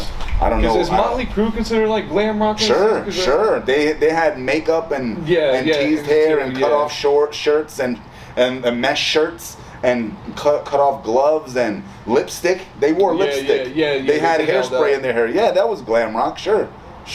But everyone slows down because even if you see like them now, the most they'll be wearing is like eyeliner. Yeah. But that's about it. Because you're not gonna be 60 years old with teased up hair. I'm looking at you, lead singer of The Cure. I feel like Mick Mars of Motley Crue, because again, I don't like Motley Crue's like the only like glam metal I know other than maybe Guns N' Roses, but I don't feel like Guns N' Roses went that far into it. Maybe just like they were a little rougher. They were definitely a little rougher. So yeah, just glam was that metallification of that disco look, where everyone was just like made up and androgynous, because then new wave was around too, and new wave was a lot of like androgynous too, but then like glam rock was just literally, it's in the name, rock, so it just got hardened. It was more metal, it was more metallic than new wave, which was also a child of disco too. Especially once the 808 drum machines and all that shit and synthesizers started coming out, forget about it. It was less like beat heavy, because disco's black music. And anyone that hated disco back then, there was a little racial element to it, because disco was black music. Disco is black music. And it's funny. I didn't realize that. Yeah. I didn't think but again, I don't know what disco I hear. And disco was the gay cousin of funk. Gay cousin. The disco was just coked up funk. You know what I mean? Like with the little machines and all it was just partied out funk, and so they all went through their little evolution. But funk's so good, dude. I love funk. Funk is great. There's nothing wrong with funk. I love like George Clinton was the best, because he had 3 and that's not to say they weren't coked up either. Oh no, he's gone forever. Like I was watching. But I'm talking about aesthetically, because there was a lot of glitz and glamour and twinkling stars, looking for some hot stuff, and it's like that's a party vibe. Whereas funk was more communal party, disco was like nighttime partying. So stars and glitter and twinkling, lights. Yeah. Whereas funk was like, oh, we out here, let's get down. We a family. You know what I mean? It had a more hippie aspect. You know what I mean? I feel that. But then it started getting darker because nighttime. And then what do you need in the nighttime? You need energy to stay up at night. Yeah, so what are you doing? You're doing coke. Cocaine. So now you're fucking wearing fucking Elton John shit, glittery. Yeah, you got that. You know what I mean? Liberace. Like that energy was there, and it was fueled by coke, because you have to stay up at night. But you have to see me at night, so I have glittery lights and twinkly disco balls. You know what I mean? This is all. I don't know. It's a weird feeling. It's an aesthetic that's just like. And then as the '80s came around, coke became crack. Oh yeah. And that's a whole nother monster right there. That's a whole nother monster. Which is weird too, just because it's just cocaine with like baking powder thrown into it, but like the whole smoking it and all that shit. I don't know. It was basically concentrated coke that. Imagine the hour or two of you being coked up off of some lines condensed into 20 fucking fabulous minutes. But then you want more. Because coke always makes you want more anyway. When you're like, you're doing coke all night. So imagine that feeling condensed into 20 minutes of powerful, where now you fucking will rob an old lady for it. You know what I mean? Yeah. Because you want it now. And I want that 20 minutes to last all day. You know what I mean? But you can't. It's not sustainable, and it's gonna eat you up alive. It eats you up. It'll eat you up alive. It will and then just mix that with music. Just mix it all with the musics that were happening. And the question is, what came first, the crack or the disco? The disco or the coke?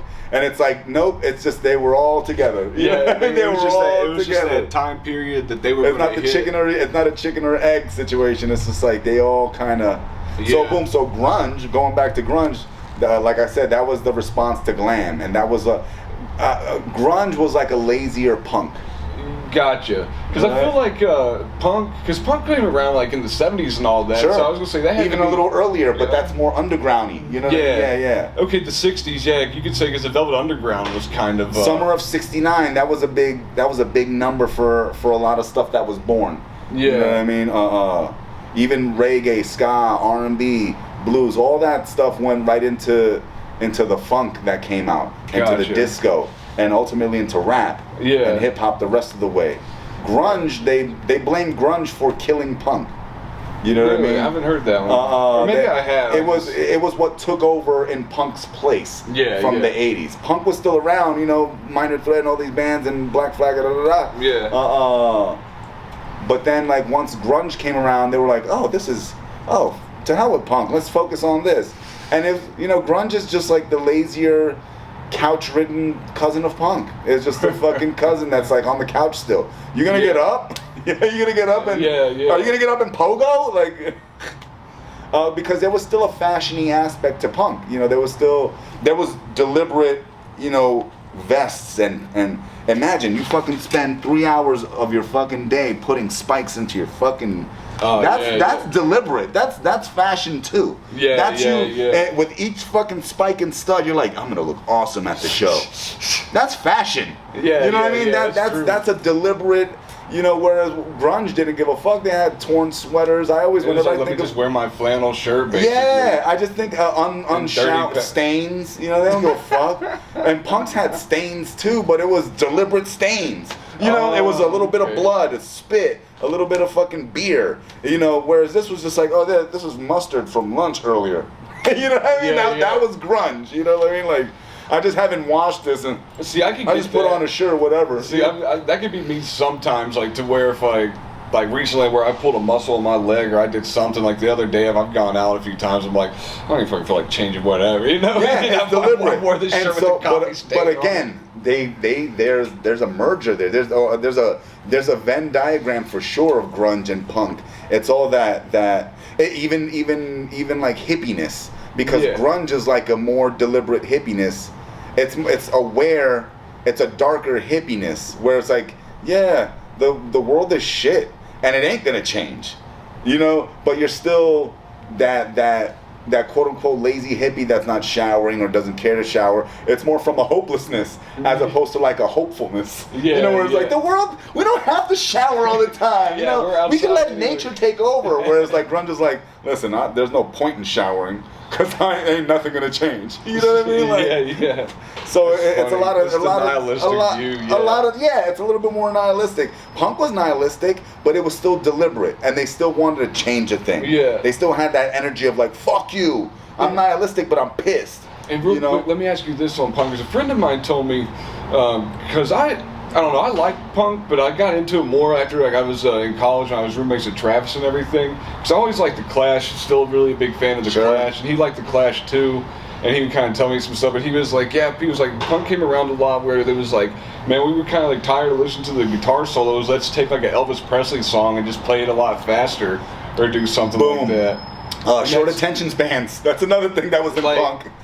Okay, cool. ADD was part of punk. Cool. You know what I mean? Like, we don't want to hear 18-minute solo, fucking The Doors, Jim Morrison, all fucking day. Can we hurry it up? Can we hurry it up? You know what I mean? Like, I want to do 2 minutes. Next song. The next song. We just did 20 songs in 30 minutes. Let's go. You know, like, it's high energy and like, you know, based on that anger, you know, based on that fucking just disillusionment. And it was a lot of suburban kids, you know, but there was a lot of city punks too. City, you know, the street punk. That's a different like sort of like aesthetic to the city and all that. Like to the suburban, like, you know, like fuck you mom, you know, I'm going to my room, or like I'm trying to just skateboard at the mall type of shit. Whereas like the city punk is dirtier. You know, they're the ones that dress a little bit more militant looking. You know what I mean? Boots and spikes and shit like that, and you know, like the. I mean, I grew up listening to a lot of skate punk though. Like, skate punk compared to like street punk is like bouncier, West Coasty shit. No effects, MXPX type of stuff like that. Less Than Jake, which is like more ska punk stuff. But that's all. It's very elastic. A lot of bouncy. Boom dam, boom bam, boom bam, boom bam, boom bam. You know, it's like skate punk. You know, shit that you skate to, obviously. Yeah, you're down by the beach and all that. Yeah, you know. For me, as a New Yorker, I love that shit mostly because I love like rhythm and bass and shit like that too, and that just because I'm Puerto Rican. You know what I mean? So I got a lot of that shit inside me too, like rhythmy shit. Whereas a lot of street punk could just be like, you know, just fucking straight brash, done. And it's like, I want some rhythm. You know, I like rhythm, I like bouncy elasticity in that, you know, you know, like, it's like bouncy. It's like, it sounds bouncy and I can pogo my ass off, whereas like, you know, like the streetier stuff sounded more edgy, like, I guess more metally in that regard. Yeah. You know what I mean? I follow. I mean, I like metal too, though. But that's enough. But I like me a good rhythm. Same here. It's like there's some metal I can't listen, like, or I don't really care to listen to, because I'm like, it's like just too kind of all over the place, or whatever you want to call it. It's like, I appreciate like the art you're doing, but it's not for me, you know. Like I like it. I like my metals like hard and crazy, but a rhythm. Yeah. I try to get into black metal, like, but it's too drony, where it's like it's just it's just that with a pap pap pap pap pap pap pap pap pap pap pap pap pap, and then like I can hardly understand what you're saying, and then it doesn't switch a lot. You know what I mean? It doesn't change up from that a lot. You know. Whereas I like to hear you know, like a bounce, a bounce, you know. So like there's different. I mean, I can appreciate all of that shit though, and I'll go to any old show just to fuck around. But there's some things that just like that speak to your heart, right? That speak to your soul, and it's like. But I grew up like listening to a lot of the bouncy West Coast shit, High Socks. Voodoo Glow Skulls, fucking in New York, talking about West Coast shit. That's funny. I figured like in New York, you'd like definitely be like listening to some like heavy, like, because there's a lot of like, because you had like CBGBs and everything. That's what I'm saying. Absolutely, New York hardcore, NYHC. That was a staple of any. Especially in the Bronx too. Yeah. Manhattan, Lower East Side, all those scenes. I grew up in another Venn diagram of hip hop and hardcore. Yeah. You know, whereas I lived in a world of like rap and Spanish music, salsa, merengue, bachata, all that shit. I grew up listening to, you know, all that shit. That was my, you know, my ethnic upbringing. That was how I grew up as a Puerto Rican Latino, and also hip hop. That was on the street, and then I discovered hardcore and punk. So now I'm, you know, it's all blending in my head. And a lot of the kids making that were just like me, black and brown. You know, hardcore kids. Yeah. They'll still wear FUBU, Enichi, fucking whatever, but they fucking throw elbows at shows and fucking spin kicks and donkey kicks. And they go, blah, blah, blah, blah. You know, they do all that shit. But it's like we're still as hood as can be. They still... You know, motherfucker might still sell crack or live in the projects or whatever. Or might still be a stick-up kid. But, you know, he still likes fucking Sick of It All and Marauder. Not just fucking DMX or fucking... It's just funny, but... Yeah, like my one landlady back in West Virginia, not the one that was crazy, like I was talking about earlier. She was a little bit crazy too, but not in a bad way. But she was... funny about it, because I don't know how old she was. She's passed away now, I know, but I remember when I was like there in like 2016 getting ready to leave, like one day she was like, oh honey, I'm ready to go. She's like, I've lived enough, I've got a grand. She's like, I'm ready whenever. I was just like, that's kind of, I didn't even see it as sad. I was like, because everyone's got to die in life anyway. I'm like, she's comfortable with it. She's like, whatever. She's looking at it in such a realistic view that I thought it was just really cool. That's a weird place to be when you're just ready. Yeah. I always hear about a lot of people be like, I don't want to die, but it's like most people are just like, yeah, let's go. You know, it's like it's like it's not like a suicidal thought. It's just like I'm just ready. It's just like I can't get up. I can't go play basketball. What am I gonna do? Yeah, like what am I gonna do and be like in 10 years? Like, cause it's like in 10 years, am I really gonna be here? It's like it's either gonna. It just gets worse. It just gets worse. You know, so it's like let's just call it. You know, let's just call it. It's like a bad date. It's like, do you want to keep going? It's gonna get worse. Let's just go home. Yeah, really. It was funny, but like she was. cool and interesting. But okay, when I was in Clarksburg, West Virginia, that's not where I was like born and raised, but that was where I was working at the time before I left. But it's was known, like West Virginia got a lot of Italians and stuff too, because they worked in the mines as well. So that's where the pepperoni roll and all that comes from. Hey, anyway, God bless the pepperoni roll. Right, but in Clarksburg, there was somehow mob connections. There was like a lot of mob connections and stuff that come in, like bootleggers and stuff. And all that, and I'm convinced that Mrs. Romano, that her sons were definitely involved in something, because the one brother was a senator or was running for something, and I'd come to that apartment building sometimes, and there would hardly be a place to park because all the Italian family was over, and they were in their apartment building doing something. I was like, Jesus Christ! I wanted to be invited so bad too, because I was like, bro, they're having good ass spaghetti and food. I was like, I don't even care that there's mob connections. I don't even care. Mobsters gotta eat too. Yeah, I'm like, who needs to be whacked? Who needs a conversation? This bowl of pasta is gonna be whacked. Let me in. Let me in. Yeah. Oh man. 6 feet under my belly. Love me some food. Oh hell yeah, man. Those are other foods I gotta watch out for. Sodium-based foods and shit like that. Things are changing, yeah. With life. Where were we? No, I was getting back to, like I said, I was just listening to it all, but no, I was gonna say, so what was it that led to the fight with the punks in Richmond, though? Oh man, that was one of them that I wanted to ask. Well, they jumped one of my friends at the time, and we just, we just didn't let it stand. Well, we were okay. This was, I believe it was 4th of July of 2008 or 2009, something like that. All right. And we were looking around for Richmond, Virginia is the birthplace of the band Gwar. Oh, okay. Right? I did not realize this. So Gwar's from Virginia, and we had heard a rumor that Gwar was gonna throw like a Gwarbecue. Okay. That's right. It was a Gwar. That's right. The Gwarbecue. And we were like, where is it? Looking around, and it didn't happen. And so we were frustrated about it. It was probably 5 or 10 of us that had been already hanging out for the past 9 days in Richmond.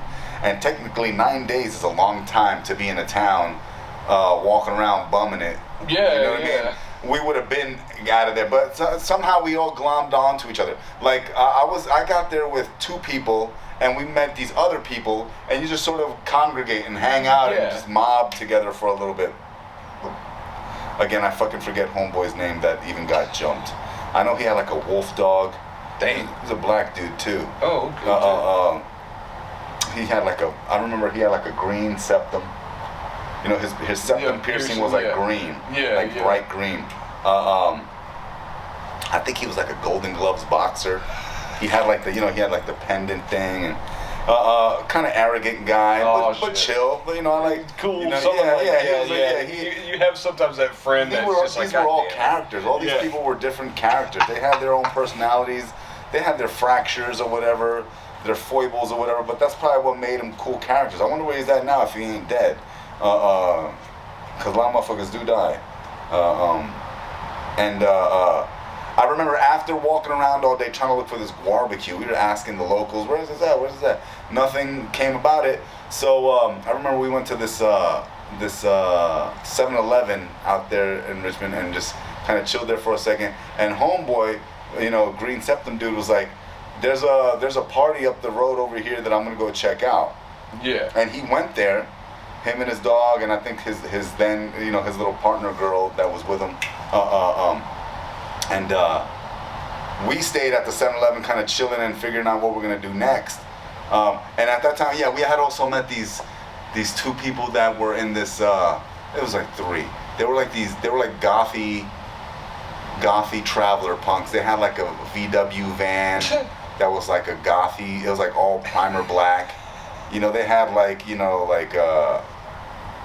just gothy colors, all black, grays, and primey colors in there, and but they were chill, and they were mobbing with us too, because they were parked up the street, and we were like right by their car and stuff, you know, in front of the van, hanging out, drinking a beer or whatever, trying to figure out what we're gonna do next or whatever. Yeah. And homeboy comes back and is like, yo, they jumped me.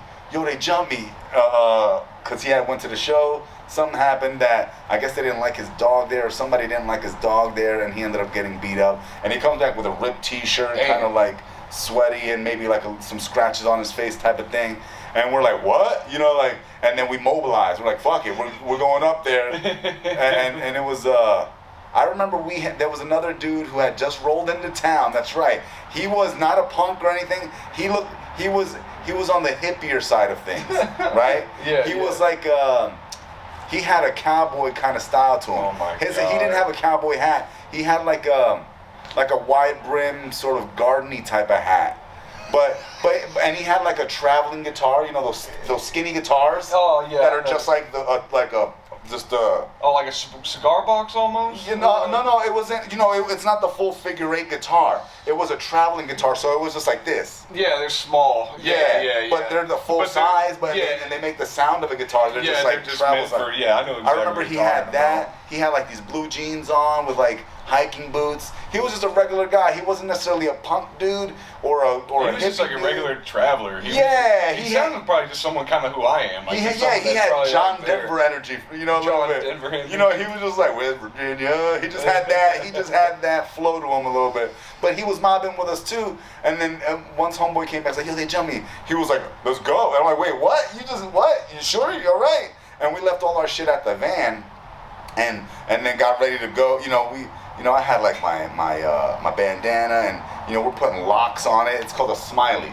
A smiley is like a lock and a sock, or a lock and a bandana. So basically this, right, you know, which we call the skank. You know, I always kind of keep it like this just in case, you know, we got to fucking mask up for whatever reason. You know, like that type of shit. Look at you, ready to go.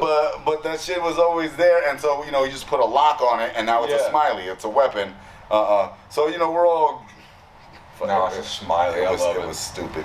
This other kid, Corey, was with us. Corey Hewitt. I remember Corey. I think I'm still friends with him on Facebook and stuff. Shout out to Corey.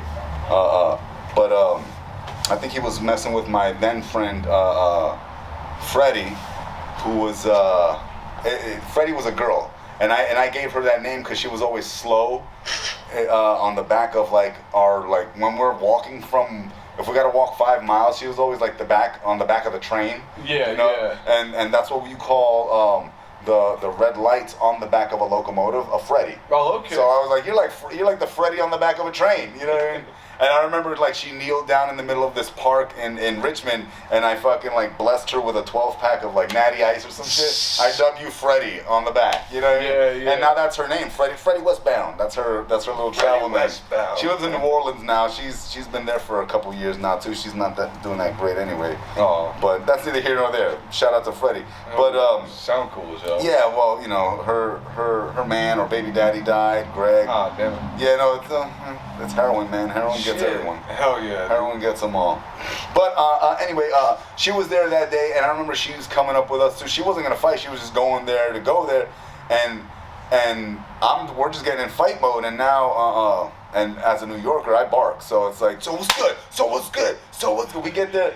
It was crazy. It was just crazy. We get to it was like what's good? Like Richmond has these streets where like the building was right here. Yeah. This is the building that the party was going on in, right? We went up this street and to the back alley street, and there's like a fence like that, you know what I mean? Yeah, wooden fence in the back, and then everyone's on like in the backyard or on the fire escape of it or coming in and out. You can hear the music inside. It's like a house show. Yeah. And we're over here like, yo, who the fuck jumped my mans? Who the fuck did my whole New York street is coming out? Yeah. Yo, what's good, motherfucker? Yo, y'all pussies. Y'all, I'm just doing that.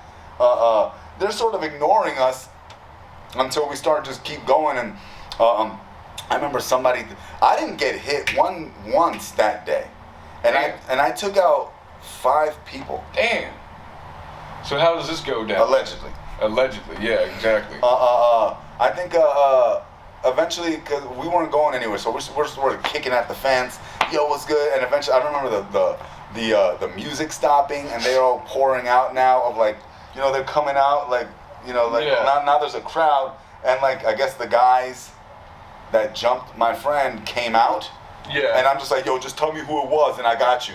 And one of them came out, and he was like, that's him. I would just go up to him, smack him with a smiley. Oh, just shit, smack him.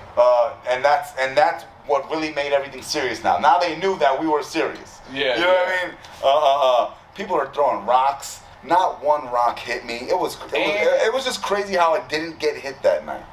I didn't get hit at all. And no one came at you with a fist that you. I mean, I squared up against people with their own weapons, but no one hit me. Yeah. You know, whatever they swung, like, I ducked and smacked. Bam. Okay. You know, it was always. You got the counterattacks. It was just like, I remember seeing somebody behind the fence, and I ran up to the fence and with the smiley hit them in the back of the head. I remember it was just crazy. It was just, then eventually they started backing us up because, you know, it's a mob of like 30 to 40 people, and it's only like 5 of us. Yeah. One of them's a girl, and she has a dog. She's just there to watch. She's not trying to get hurt. She's just being, you know, she's just there. Yeah, exactly. But you know, we're still going. So what's good? So what's good? So what's good? And I remember like they had like a big. You see this post right here holding up the thing. Yeah. They had something like that, and they were like walking with it, like to try to back us up and shit. I smacked one of them. It was crazy. They threw the post thing, and I had a Leatherman blade out with my smiley. Oh, shit, okay. That was what I looked like. And I'm just fucking hitting the floor with the lock like, what's good? I was berserkering. It was fucking crazy. They ended up knocking the knife out of my hand when they threw the post thing. Oh, and I remember somebody going to pick it up and shit. Yeah. And I smacked him with the smiley and got the knife. They got mad when I was doing all that shit. And you gonna hit my friend? You gonna hit my friend? And they chased. Was anyone else swinging, or was it mainly you going crazy? Well, I was doing my own thing, but the people that I was with was probably doing their own thing too. I was just focused on my own battle. You know what I mean? Yeah. So it was like I couldn't be like, you come here, shore up the defenses. Like no, we was just all in our rows. You know what I mean? Yeah. And I remember like running up the street, and there was another building over here of a girl I used to fuck around with. Okay. In Richmond. And I remember running to her door, and I knocked on the door to try to get away, just like no one answered. But it was hilarious. And so now people are chasing you too? Yeah, we're getting chased now. And after a while, we just dropped and we're like, dip. You know what I mean? And just go different directions? All they had to do was like, listen, there's like 50 of us. Let's just overwhelm their ass. But they didn't. I think, and I feel like a lot of like holding them back was my fucking barkery. You know, I was just like, what's good? What's good? What's good? No one wanted to get hit with a fucking water. No one wanted to come. No one wanted to like step up because there was going to be at least a casualty between here and you overwhelming us. If you're going to overwhelm us, someone was going to pay for it. Yeah. You know what I mean? Like whatever happens to me, you're gonna catch all of it before I get dealt with. You know what I mean? Like so, like no one wanted. I think if someone would have gotten stabbed, then they would have overwhelmed. I don't think it had gotten to that point where someone allegedly did. I won't tell you who it was, but it definitely wasn't anyone else. Okay. Besides allegedly, but someone did get stabbed. And so that's part of the reason they started pushing at us, you know, and coming forward. And then that's when we were like, fuck it, we out. And we kind of scattered. And me and homeboy, the dude that got jumped, he was, I remember he was running. I remember I wasn't even running. I was just so out of breath. You know what I mean? Because I was a smoker, hardcore smoker back then too. Smoking buglers, that type of shit, you know, just rollies on the road, unfiltered nastiness. And I was making the running movements, but I was walking. You know what I mean? It's just like, just out of breath and just trying to get away and just like, we out. That dude Corey that was with us, he ended up getting jumped. That's not the black dude with the No, the black dude had his own fight too, and he had got a little beat up too, because I remember when we ran away, it was me, him, and this other dude, and we ended up at this old at the black dude's squat, because he found a squat in Richmond that he was staying at. He kept it a secret because that's what you do. You keep your squat a secret if you want to mob it with people or blow up the spot. Right. But he took us to that squat, and I remember like he was like concussed. He was ready to like faint. He was like, oh man, I can't stay up, you know. Yeah, and we're just like, nah, chill, you know, slapping him, chill. We're looking out the window, we could see people running around. We heard cops and shit, and we're like, okay. We stayed in the squat for like a good 30 minutes, just like, you know, keeping eyes out. And we're like, we got to get back to the van, where you know the primer goth van, because that's where my shit was. That's where all our shit was. We left our shit, and then we got to get the fuck out of town. Yeah. And so that's 3 of you in there. Where'd the other 2 go? Who knows, right? And so was now Freddie stayed with Corey, because Freddie and Corey were kind of banging. Okay. So she sort of stayed with him. She stayed with him in the hospital because he got hospitalized for like a few days. Okay. I think he was in a coma for a day or 2. Damn. And she was in the hospital with him. I haven't seen Corey till this day. Shit. And that was back in 2008. Okay. So yeah. 2009, and I haven't seen him since then. We're still friends on Facebook though. He's had face tattoos here and there.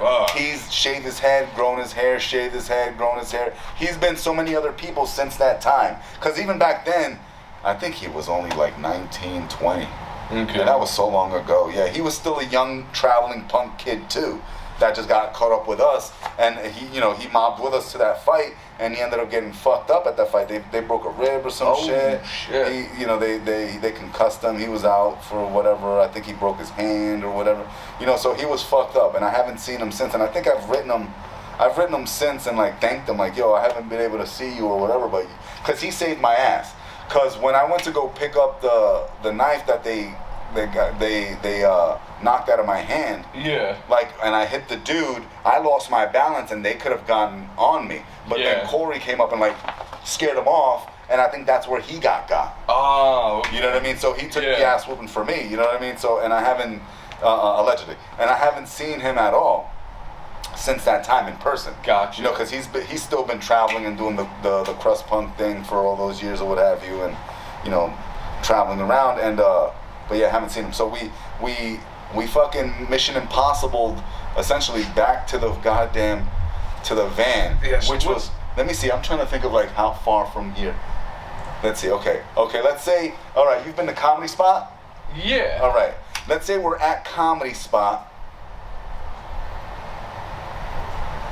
All right. Do you know how to get to Safeway from Comedy Spot in Midtown? I don't go there enough to know, but I know what you're talking about. Do you know where? Because the Safeway's by that weed place, right? It's on 19th and whatever. Yeah, so it's kind of a distance to go. You're still going like. We had to get from essentially like Comedy Spot to Safeway without getting caught by the townies that were all looking for us now. And so everybody's out pretty much looking, and and it's nighttime, right? So we had to, but it was only 2 or 3 of us now, and we just had to. All I knew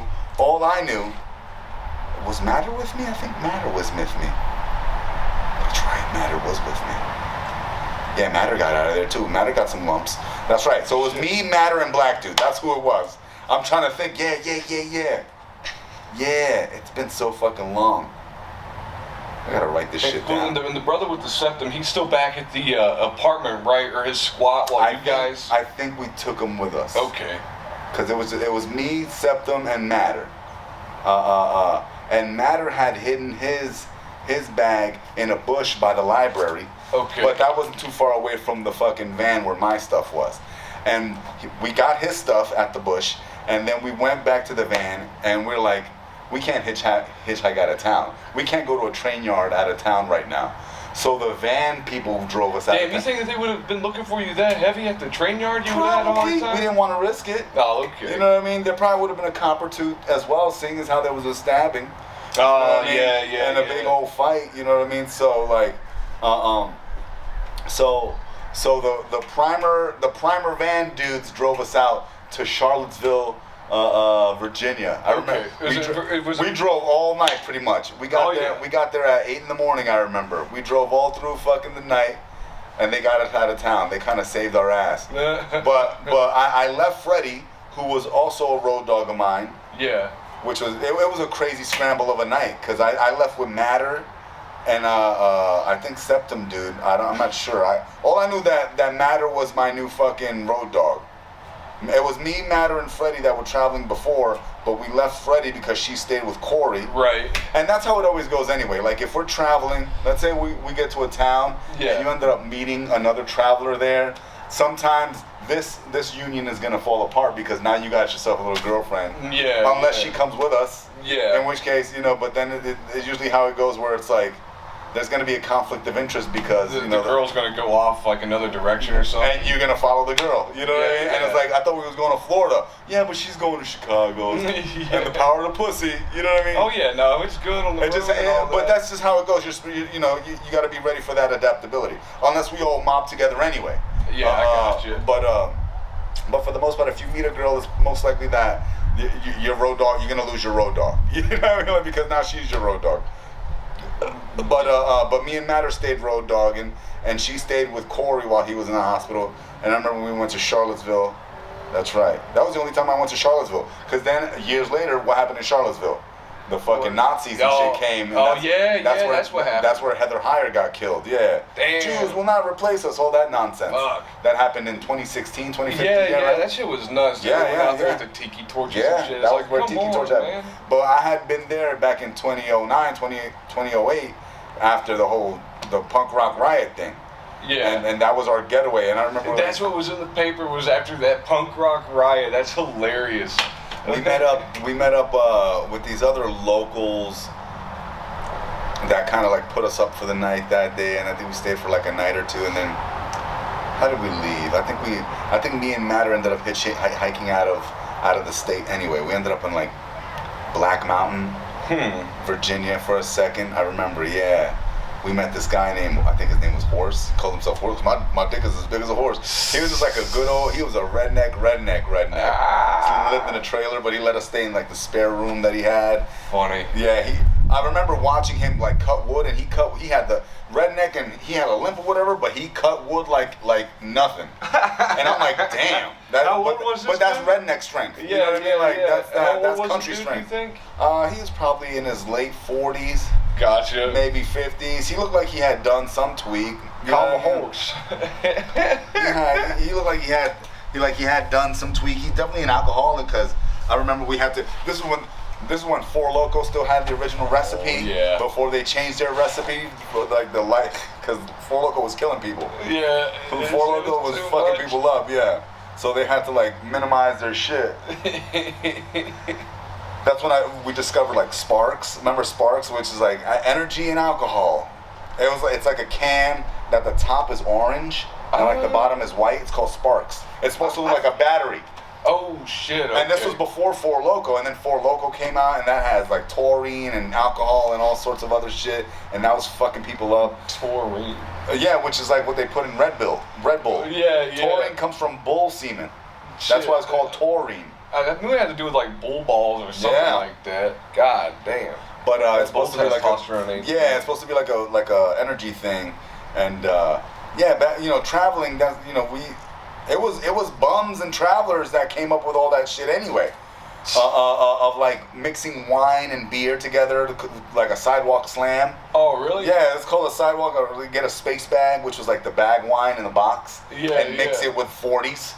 Just so you could get drunk faster or cheaper, you know what I mean? It's all that craziness that I think what Sparks and Four Loko saw, like, let's make these for the, it's just bum beers, Hurricanes, for $1 for a 22-ounce can of high gravity, 6% alcohol, it's to keep the bums right there. This cheap bum beer. Shit. And motherfuckers used to drink that shit all the time. That's part of the reason I look okay for my age, because remember I was telling you, like, I don't drink like that. That's what motherfuckers was drinking. Like Hurricanes and 40s and vodka all the time, spinning with juice and shit and all the time. It's just like... Oh yeah, no, I don't understand. Like, I enjoy like having beer in the evening at like the end of the day and all that. I can appreciate like a good beer and all that, but there's some motherfuckers that are ready to like start slamming shit in the morning, the day. I'm like, how do you want to, like, I don't enjoy, like, unless you're at like a baseball game or something, getting like day drunk's not that fun, you know what I mean? If not, these motherfuckers get DTs because they got this. They shake in the morning when they, because that's how into it they are, you know what I mean? Yeah. And one of my friends a couple years ago, like 5 years ago, died because of cirrhosis of the liver. And she was barely 35. Shit. Yeah, and I remember Susie, like, she used to drink heavy. Oh yeah, heavy, dude. heavy. Yeah, if you're drinking that vodka, that shit kill you, man. It's too much. And I remember, like, I was traveling through Minnesota. I was with Jackie Pearl, actually. Oh shit. Comedian Jackie Pearl, who and we were on our own little comedy travels. Yeah. I had heard a friend of mine that was just outside of Minnesota by like the Mall of America, who was hospitalized because of her liver was failing. And I went out there and met up with one of my friends, Britt, who was watching over her at the hospital, and we went up and saw her and shit. And yeah, she had died, I think, a month after that. She was in a coma. She was under, you know. So she didn't even know I was there. Yeah. But I just went to go see her and I was like, "Rip Susie, man." But yeah, too much of that has happened. I know too many people that have died that way. If they haven't OD'd on heroin or some shit, you know what I mean? And yeah, heroin's another one. There's like some, like heroin, meth, and crack. None of that shit like really appeals to me. Now, maybe like they did in Vietnam. If I was with like some like hardcore whatever, I might take a hit of like that heroin that's like whatever. You know what I mean? There's the stuff you can smoke, and it's almost like medicinal. I mean, you can snort it. You can snort heroin. You can. I mean, the best, most efficient way is banging it in the vein. Yeah, but that does not kill me at all, man. Yeah, no, like, snorting it is you lose so much. Yeah, I was gonna say, smoking that doesn't really... You burn it away. So yeah, the best way to do it is to just inject it, but you know, bang it out in the vein. But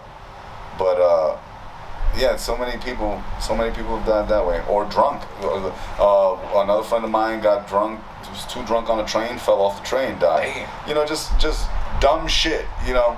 And that's why I like traveling alone, because like I didn't want to have to deal with your dog. I didn't want to have to deal with your habit. You know what I mean? Like I got places to go, or I want to go do this, or I want to go do that. And if we're spending half the money that we spanged up for you to go get some oxys or whatever in town, or you're gonna go down to wherever in this local town to the hood to go get some dope, and then we gotta wait an hour for your fucking dope to come back, and then you get the dope, and then you got ripped off anyway. I don't need to do all that with y'all. I don't do that shit. You know what I mean? Yeah. So that's why I preferred, like, listen, I'll meet you guys in Chicago. I'm gonna go travel on my own, and then when you get to Chicago, just hit me up. I'll be there. I'll be in the park or whatever doing this, cause like I can't be traveling with y'all, cause y'all gonna get me in trouble, fucking. You know, and I've seen too many I've sat too many rooms with motherfuckers while they're injecting their shit, and I'm just waiting for them to hurry the fuck up. Now you ready to go? Oh shit. You know, that type of shit. But now they're all leaning and shit. Like, I don't need to do this shit. I don't need to babysit y'all. Yeah, you're like, we're not. I don't do that. We're not in a band together. The most I do is drink and definitely smoke weed. I love smoking weed. That's my shit. But like, I don't want to fucking have to wait around for you all fucking high on heroin and shit. Get me out of here. Yeah, you know, no, that shit, I don't understand why. I mean, I guess like people like the come down off of it or whatever, but I don't know. It's not. It never seemed worth it to me. Yeah, fuck no. It never seemed worth it. Motherfuckers dope sick. Hold on, before we leave town, I gotta get some Suboxones. So then when I get my heroin, I can do the heroin, and then fucking when I'm dope sick, I hit a Suboxone until I get more heroin. It's like, this is a mess. All I want to do is smoke a joint. You got weed? You got weed? Where weed at? That'll take care of you. You know what I mean? Shit, fucking eat an edible. Yeah, eat an edible and smoke a joint, bro. And that was before weed was so prevalent the way it is now. Because weed is everywhere now. Right. You know, back then, and that's part of why I got into smoking spliffs. Because whenever I would get like a 20 bag of weed, I'm making it stretch out with this bugler. You know what I mean? Yeah. So like this little bit of weed you got in here, that mixing with tobacco, that's 2 joints, as opposed to just like half a bowl or a bowl. That's barely a joint. If I mix tobacco, I can make 2. You know, and stretch it out for myself. You know, so then I got into that habit of smoking fucking doing the British spliffs. way. Yeah, and it's like, and then even after I stopped traveling, I'm still now at home smoking spliffs and fucking my lungs up. So that's part of the reason I quit smoking. You know. Bro, I enjoy smoking a blunt a hell of a lot. I love those, but for a minute there, I got into a friend of mine that turned me on to smoking spliffs, and I wouldn't do them. I did them like my way, which is like just mainly like weed and a little bit of tobacco, but enough that you get like the nicotine zing. Yeah, I would try to do 70-30 weed, you know, but sometimes it was always 50-50. Yeah, sometimes if you want a nice fat roll that looks okay as opposed to like a little fucking spider leg. We used to call them spider legs, and it was like, this shit is, I feel stupid, you know? Yeah, and then the minute you light it, it burns all the way. So like, sometimes I've done where it's like 60-40 with tobacco, you know, as opposed to like 70-30 weed. Yeah. But you know that's all, kind of the British way is like 60-40. That's I think. too much. Yeah, no, but it's just too much tobacco with not enough weed is nuh-uh. Yeah. There's no point in that for me. Yeah, for me, I'm the same way. I'm like, I'm lightheaded, but it's because of the tobacco. Oh you know? yeah, bro. When a friend of mine, and I've done mokes before, or not. I've done them since then, rather. But like the first time, like a friend of mine turned me on to like a moke. I don't know if it was. I think it was probably the tobacco anyway, no matter what. But it was like the what's the native spirit? Whatever that one's called. American Spirit. American Spirit. Yeah. Them shits burn forever. American Spirit tobacco I hate because it always just goes out.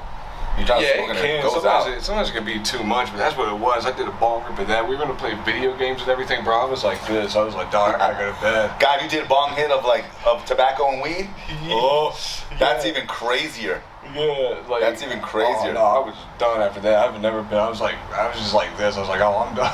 I was like, I gotta go to bed, bro. I'm done with it. Yeah, no, it's like that lack of oxygen that's knocking you out. Yeah, that too. That and the THC on that was a blast, bro. But yeah, those were dirty lung days for me. Those I don't really black lung days. Yeah. Yeah, I don't do that too much. I still like a little bit of a mixture in there, but like I said, I just like to hit a good blunt. It's pretty good. That's fucking me up. I could feel it. I could feel all that in my throat, like even in my in like my neck muscles and my what's them call it, my lymph nodes and shit, just from coughing all the time. You know, like doing this. Yeah. I could feel it like tension. It was always tense right here and like. I got you. And I can feel like swelling in my lymph glands, and it's like I need to quit because I can feel them. You know, and one of these days there's gonna be a lump in my fucking tongue that's like, what is that lump? And there it is, cancer. Throat cancer, enjoy. Yeah, the hell no. So I scared myself straight because like I can't. I ended up getting COVID in June.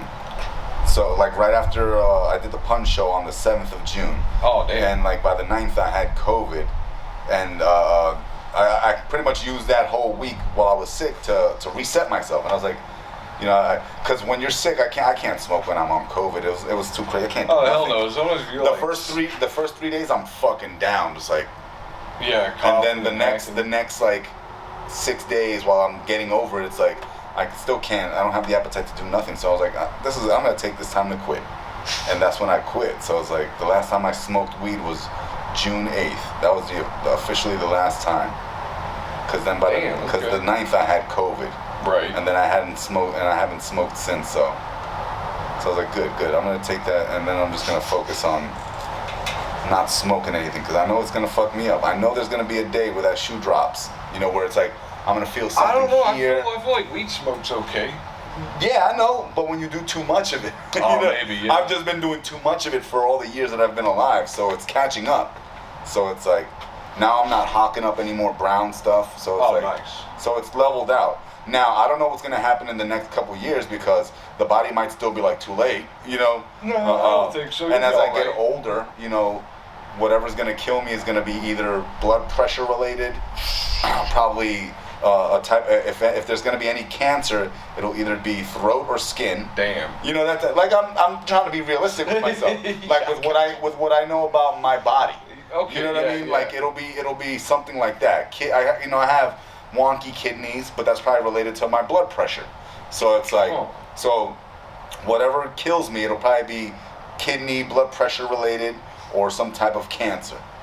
I can't foresee anything else yet, you know, like fucking thyroid, whatever, I don't fucking know. Yeah. We'll see. I mean, we should definitely both have like 45 more years or something. Yeah, well, I'm hopefully more, unless like it's just bad. I want to give myself 35, 30. Damn. I know. I'm. Oh, I mean, that's I'll be 72. Yeah. Yeah, let's go. That's fine. That's fine. People 72 now are like a lot different, bro. I know, but they also got money in healthcare. I remember I was watching something. There was this woman from 1980 something, and she was like 59, and she looked like she was already 72. I was like, God damn. Like back then, I was like, what happened to some people? Yeah. Simply put, and as cliche as this sounds, literally, sleep and water. Sleep, water, and eating right are literally the one. That is the medicine. But Yeah, it doesn't always happen. It doesn't. I know I could sleep more. I know I could definitely treat my body better because my sleep habits are shitty. Yeah. But because there's not enough hours in the day to do stuff. You know what I mean? It's like I want to do this, and this, and then I want to fit in some video games, and I do that at night now, where it's Yeah, you want to. And it's like, but then it's like 1 o'clock, and it's like shit. I know I'm gonna suffer for it. You need 8 hours and fucking 8 gallons of water. That is literally as simple as it gets. And then eat fucking veggies. I think you can make it off 7 though. You do 7, you're all right. Sure. It's like I think it's like the ideal is 8, 7 to 9, depending on who you are. Because some people need a little bit more, some people need a little bit less. And God bless those maniacs. Yeah. You know what I mean? But I definitely know my body. Living with it for so long that it's like I can go off a 7, but I know it's probably not the best because there's still times where it's like, shit, I could fucking nap now, but that's just knowing your body. Yeah. But the recipe literally is, like when they ask like all those old people, like why have you made it for so long? Sleep and water. That's literally as simple as it is. Yeah, Water and sleep. Get up early, go to bed early, drink water all the time, and then eat clean. And that just involves, grains and fucking leaves with a little bit of meat. And some nuts. That's literally it. Literally it. We complicate it so much. No, all that shit they added. We complicate it so fucking much. Exercise is even just extra. Exercise happens when you're awake, and if you're doing good work. Whether it's farming or whatever the fuck your job right is, there, for sure. That's the work, that's the exercise, and then sleep, because sleep is about as important as doing anything awake, and we don't realize that until later, because at 20 I can fucking get an erection on command, put it to sleep, wake up, but nah, as you get older you're like, oh man, this shit is really, I'm slowing down. Oh, my knee is really fucked up. I really got a bunion or fucking, I'm missing teeth. That type of shit. It happens. And then you start realizing like, oh man, damn, all that shit that they were saying in school was true, or in health class or whatever. It's like 8 hours of sleep, fucking a gallon of water a day. I definitely do some stretches too and all that. That's one thing I gotta do. Like I said, where I pulled that muscle, I'm like, god damn it, I gotta do ice and all that. It's annoying and everything. See, but when I was in my 20s, I didn't think about any of that shit. I used to hike, sleep on concrete, fucking. Oh, I did that too in my 20s. Smoke like a maniac, and then not give a fuck. Go a day or two without brushing my teeth. Yeah. That type of nasty shit is just like, that shit is catching up. It catches up. So it's like, you either pay now or pay later. Be uncomfortable now, so then you could be a little. You could be comfortable later, or make excuses now so things could be easy and then hard later. Yeah. So it's all about that balance, because we just complicate shit so much. I feel that. We just make it hard. We just make it hard for ourselves, because I think we want more, but there's only so much we can do. Nah, for real. And that's when you gotta pick. What's up? What's going on? I was gonna say, do you want any coffee? Because I was gonna get some since I just made a fresh pot. I'll take a little bit. All right, I'll leave that thing rolling. It'll be all right. Yeah. And then I'll ask you one more question. Yeah, I'll do that in like 20 minutes. Yeah.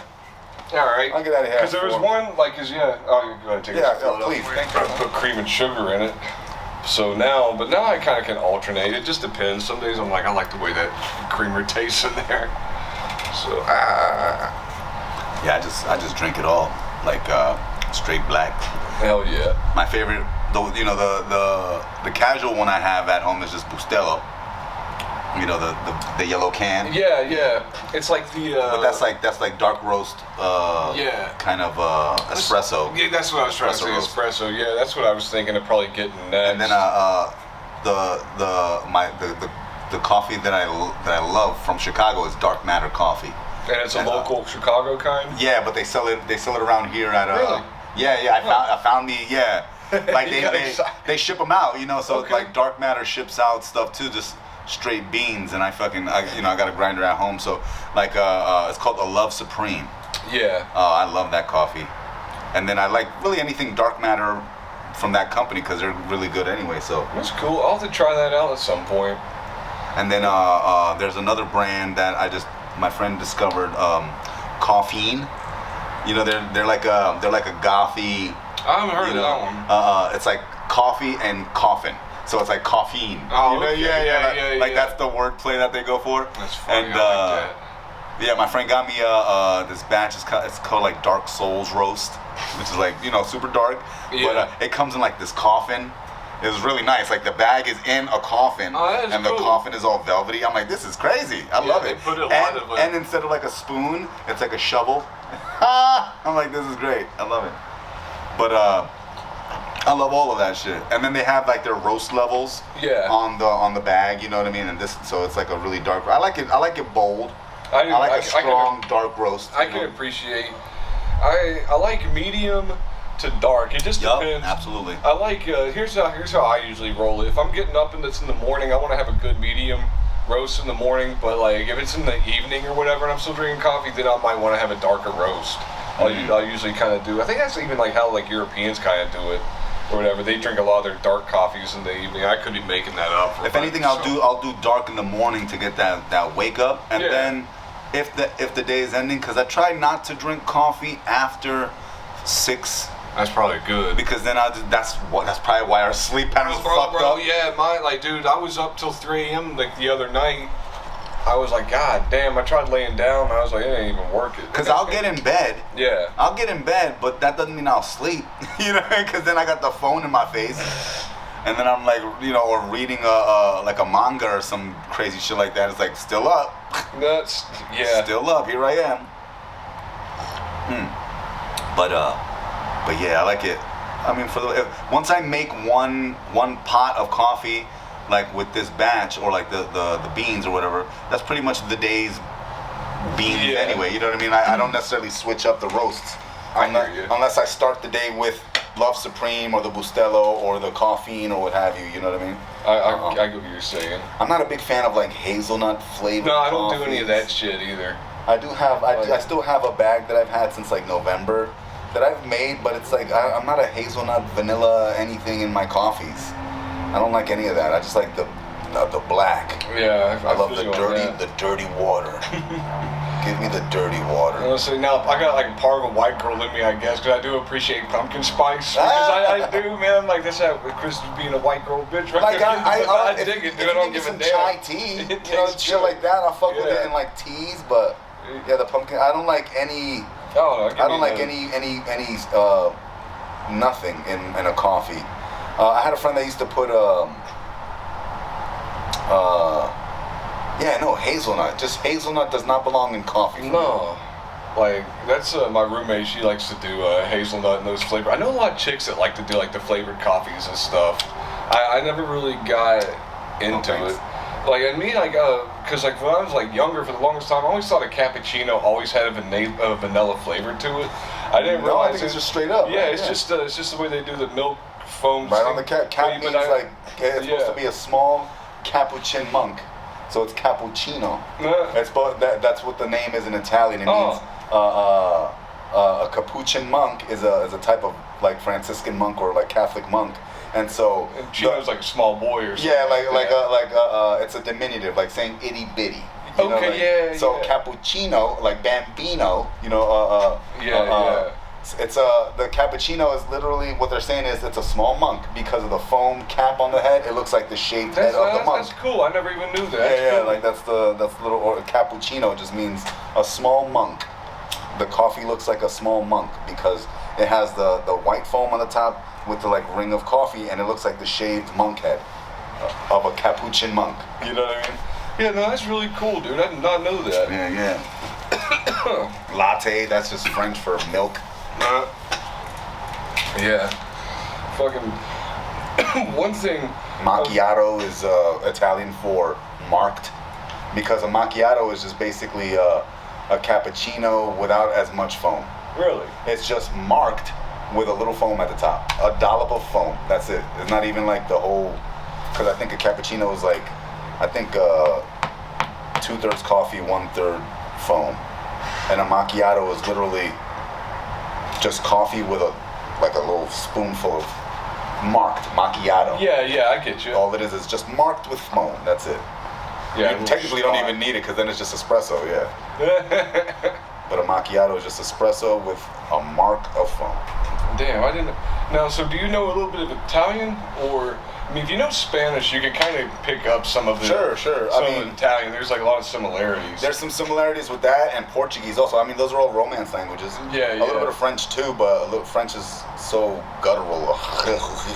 Yeah, I never really got like French that much. But Souffle? I've had conversations with a Portuguese speaker, and I'm speaking in Spanish to them. Huh. And we can understand each other a little bit. And the Italian comes from mostly knowing, pop culture Italian. Whether it's like coffee or food. Basically, that's where a lot of Italian language learning comes from. If you're not Italian directly, I learned a little bit from The Sopranos. Yeah. Like a cappella, when you sing a cappella means of the chapel or like the chapel, meaning that you're not. A cappella means you're not singing with any electronic enhancements, right? You're just like you're in a chapel. I should know that. So that's just all that means, It's something I did though when I was taking music and everything, but some of the terminology, if I don't use it enough, I know what it is, but it's not coming to light, so the electricity's not clicking it on. Like in French, like if you a la mode. Yeah. A la mode means of the style. Okay. Like, because moda, M-O-D-A, is like fashion or style. Okay. So when you're like, let me get a ice cream a la mode. It's meant in the fashion of whatever. It's like popular at the time, I guess. But an a la mode now is just ice cream, cake with ice cream. Really? Yeah, that's like, a la mode. Let me get some pie a la mode. And that's just cake with ice cream. Gotcha. It's pie with ice cream. In that case. With a scoop of ice cream, which was traditionally in style whenever it came out, I guess. And so it's just, like, this is how the French people do it, or whoever. A la mode. The a la means of the anyway, so like chicken a la king, chicken, a la this, a la that. Gotcha. And those are all related in Spanish and in Italian and French, even Portuguese, Yeah, what's interesting with Portuguese, there was a dude, Diego, who I went to college with, he's Portuguese. I don't think I ever heard him speak Portuguese, but when you talk in English, like the accent reminds me so much of like a Russian accent. It sounds, it sounds like really Russian to me. It surprised me. Interesting, yeah. Because I'm like, you're right next to Spain. How do you have like such a different accent when you guys are right here? It's interesting how that turns out, right? Yeah. Because Portuguese to me is a little bit related to Spanish. I'm sure it is. Because the Spanish I speak is not the Spanish from Spain. Yeah. I speak Puerto Rican bastardized Spanish through colonialism. Right. You know what I mean? But Castilian Spanish almost comes off as like old European Italian. Pero porque and in that regard, I can see Portuguese being really related. Gotcha. But then Portuguese is really sing-songy. Yeah, I can hear that. Which is almost Italian. You know what I mean? It's like it sounds like French Italian. Because who else speaks kind of sing-song? I feel like Puerto Ricans and like Caribbean Spanish is really kind of sing-songy. Oh no, like Mexican Spanish is way more sing-songy than Puerto Rican. Puerto Rican Spanish is like, it's sort of more staccato than Mexican Spanish. The way the stereotype joke that I make about it, chale canal, no mames wey, chica tu puta madre. There's always like at the end. You know what I mean? Yeah. No. Whereas Puerto Rican is like, oye, mano, dímelo como que lo que cántame, and we scrape our R's. So instead of arroz, we'll be like ajo. Oh, okay. Instead of correa, we'll be like cojea. Like we scrape a lot of shit. It's very, very scrapey there too. Dominican Spanish can be very sing-songy too. Oye, mira ese tigre loco. ¿Qué hace ese tigre? Mira tigre loco. ¿Qué lo que? It's a lot of that. It's a lot of that. But yeah, for me, it's like Mexican Spanish tends to be what I always hear. I hear the music in that, I hear I got you. the notes in that, like puta madre, no mames way, it's like that's like they're singing that. They're singing that. Like which is funny though too, because I feel like the Mexican music is just like different from how like they kind of like talk. Yeah, absolutely. Because it's so much like polka music. Oh, because yeah. I'm like, Germans had a big influence out here in California. Absolutely. There was a big German population. There's plenty of comedians that I know that have German last names that are Mexican and German. Interesting. Yeah, there was a comedian out here, Felicia Aleman. I think she lives out in Georgia now, but she's Mexican. But Aleman in Spanish means German. Really? That's funny. Because that's how you say Germany in Spanish, Alemania. Huh. Alemania is Germany. Do the Germans refer to themselves as Deutsch still? Because it was always probably, it was like the Deutschland is like what it. Yeah. I'm like, why do we have so many different names for the same damn country? Well, it's how they say it. We say Germany because of Anglo-Saxon. Right. Because of English. Yeah. Because the way English calls them. You know what I mean? Like, but they call themselves Deutschland because of the way and that's always what they've called themselves. And so the Netherlands speaks Dutch, which is related to German anyway. Dutch is almost like what Portuguese is to Spanish. Dutch to German is almost like what Portuguese is to Spanish or Italian is to Spanish. You know, they're related. Those are Germanic languages. You know what I mean? Like Swedish, you know, Dutch, German. They're all related in their family trees. You know. Yeah.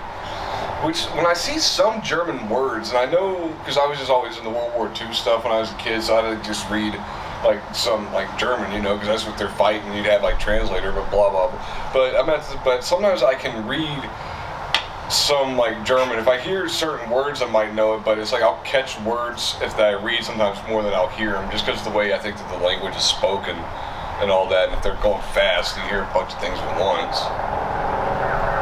Staccato. I love languages and all that shit anyway, too. It's fascinating.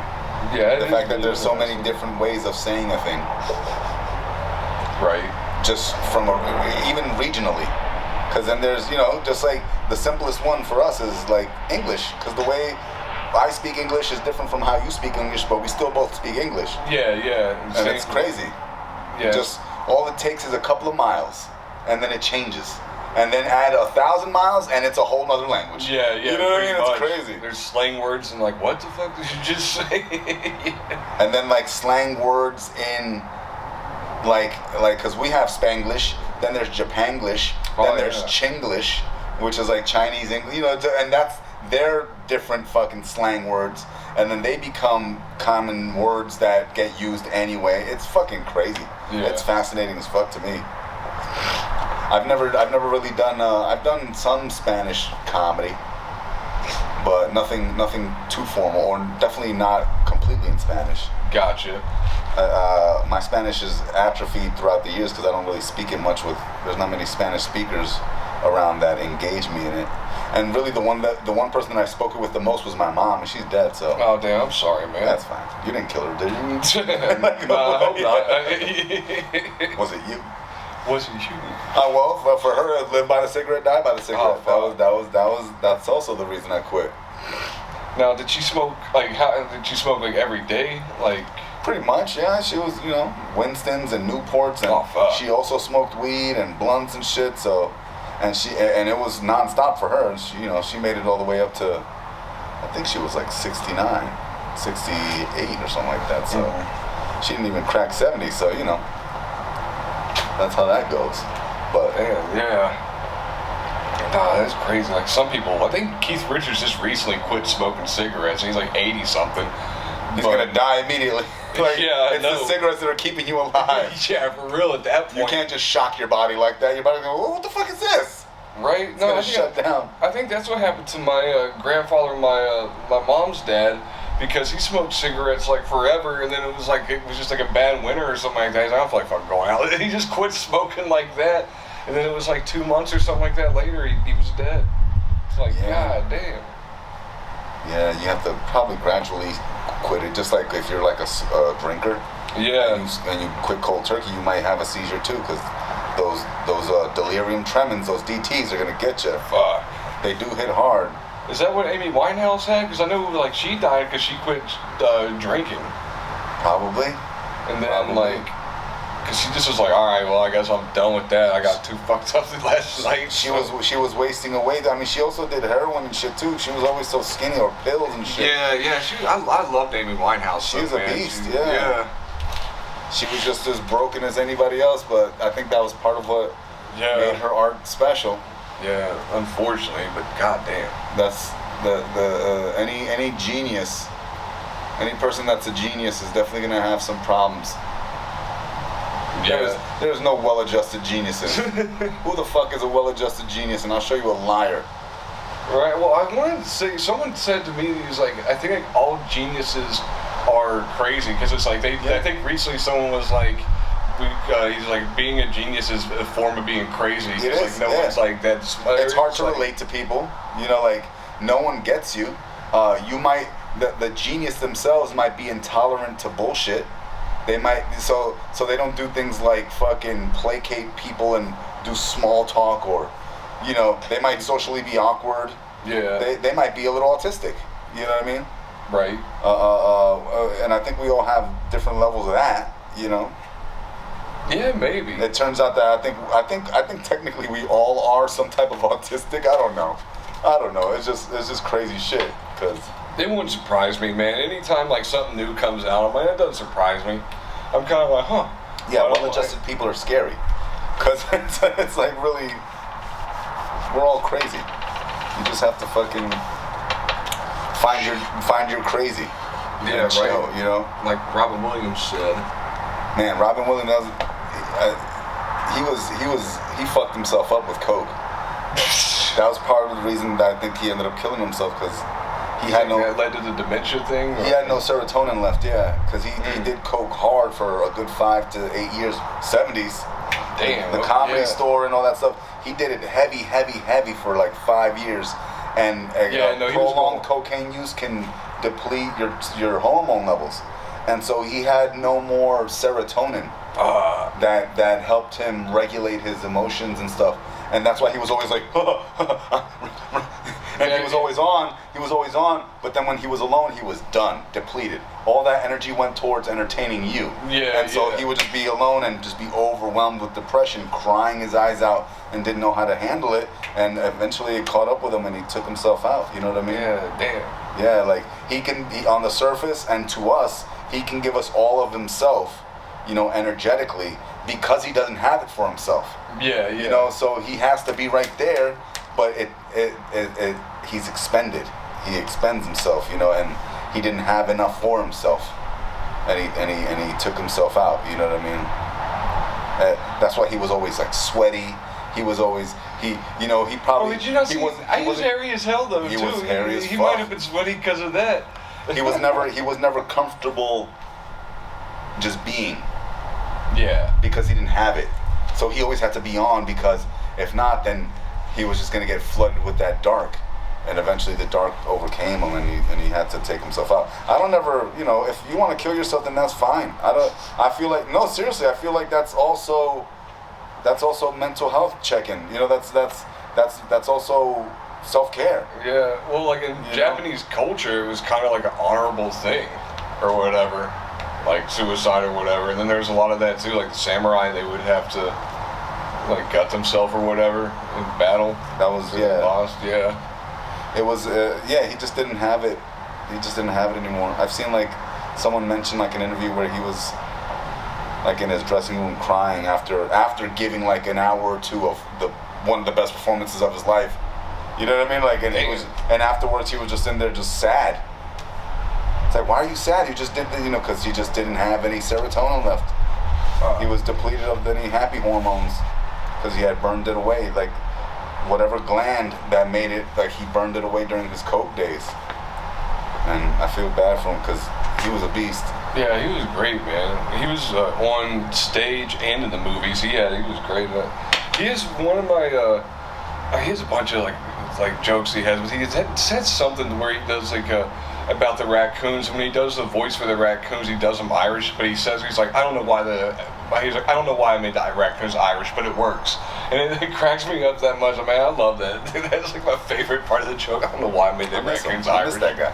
Like one of his last specials I remember seeing, like he was on stage, he had like 20 fucking water bottles because he was just always so hot and just sweaty and just because he's just always because he does like a very involved form of comedy. It's very physical. It's very you know he's a lot of energy expenditure, and once that's depleted, he doesn't have it for himself, and it's and then like now you're back at your hotel room after doing 2 to 3 hours of fucking this dynamic performance, and now you're just there by yourself. And a lot of some comics experience that too. Oh yeah, no, I know that a hell of a lot. You were just at a show, fucking killing them, and now everything's quiet, and now you don't know what to do with this energy that you have left over from that experience just now. What do you do? What do you do? Yeah. And that's why they become degenerates. Motherfuckers become degenerates, gamblers or womanizers. You gotta go do something after the show. Yeah, you know what I mean? For me these days, I'm just gonna go to sleep. I'm done. I'm just gonna like chill there and be like, I'm glad I didn't fuck that up. Good. You know, and then just go to bed. You know, like. But no, see, I've done that too, where I've had like really great sets, and I like come home and I'm like, I don't know, but I'm still hanging out usually after I've done the set, so I guess that energy's kind of getting like spent. Yeah. It's getting like spent like at a good moderate level that you come back and you still have some of it, and either like, oh man, but after a while though, I do get it like that too, to where it's like, man, like where you're just like, fuck, dude, you got like you're wanting to do something and nothing's going on. It's so oddly bipolar because I had a show on Saturday, and I did 20 minutes, I did my thing, and then afterwards I just went home. You know, it's like now I'm home. And were you cool with it, or were you kind of like? Sure. I mean, you're good. I'm home. You were feeling but it's still a crazy mental space to be where it's like motherfuckers were just screaming right now, and you know, things were just crazy, and now it's quiet, and I'm home. You know, so it's just like very bipolar. You know, it's very like you deal with like really different aspects of yourself or whatever. It's like, all right, my extroverted side's done for whatever, and now we're back. Whenever I'm done with a set, like I like to go outside and be away for a second. Yeah. And then just decompress real quick, and then I'll come back and be like, and then good set, guys, good, and like, thank you. I get that. But when I'm done, it's like, let me just go somewhere else real quick. It's like screaming into a pillow. Let me just Okay. Oh yeah, bro, I love. All right, what's up? Yeah. After I finish the set, there's nothing better than finishing your set and going outside and smoking a blunt or something like that. Yeah, I used to do that too. And it's just cool being like to yourself, like, man, that was good. Then have like that 5 minutes, then you see everybody or whatever, and you're ready to like chat again. Gotta be, like with smoking weed, it's like, well, with not smoking weed, it kind of brought me back to like being a little bit more present. Because then what I used to do is like after my set and I would go smoke. Now I'm gonna come in and now I'm baked out of my mind, looking at the rest of the show. But now I feel weird. You know what I mean? It's like, you know, because there comes a social awkwardness or paranoia, all that crazy shit that comes with weed. Where it's like, now I'm just. Damn, I didn't realize you were neurotic too. I know I'm like neurotic. Yeah. I know I'm kind of neurotic, but I'm like, damn, I didn't realize EdMena was neurotic. He's like a dude in the punk, but you've always been kind of. I mean, I'm there too, but I'm mellow and chill when I've been around. No, and that's what I'm saying. It's an effort to be chill. I'm trying to be chill. Gotcha. Because if not, then I know I can make waves. I know I can fuck up the vibe just by doing too much. Don't worry about that, Ed. I know. Yeah. I try not to. Yeah. That's what I'm saying. I don't think you're gonna fuck anything up. I think you're just gonna be like, hey man, it's Ed. That's it. Yeah. That's what I'm saying. Like I'll let you know when I'm gonna fuck up your vibe, you know. But for the most part, it's like, no, I'm just right here. Yeah. I'm right here. There's too much energy to expend if I turn on. So it's like I'm just conserving. It's like fucking airplane mode. You know what I mean? It's just like I'm right here. I'm just conserving. Yeah, because then even if I move too much, I sweat. Oh. Okay. You know what I mean? So it's like let me just be right here. Because if not, then it's just gonna be too much. And then if I don't have anything left, then I'm leaving early. You know, because then it's like, now I'm just depleted. My battery's done. You know. So, I know how that feels. Oh yeah. Because I haven't done stage acting for a minute, but I've always loved doing that. I mean, that's what the main thing before getting into comedy and all that. But whenever you do if you do a show and you rehearse for like 2 or 3 months or whatever, and then you do like a month of like the show every weekend or whatever, then whenever that's done, it's like that's kind of, I've had depressions like that, especially when I was in college, and then I was doing the summer like Shakespeare stuff. Like a what now? Yeah, because it's like you put so much into that, and it's like, because you say goodbye to everybody, and then you also say goodbye to like the character that you're playing, and then like that work. But so it's just, you're like, fuck, man, I was having so much fun. It was cool seeing people. It was good being those like characters, and that like stuff. My anxious self does that in like the month. Like if I got a show next month where I'm doing 40 minutes, something like long form like that, I'll think about it all the way up to that fucking day, and then when it's done, I come home, or even when I'm in the car, it's like, I'm done.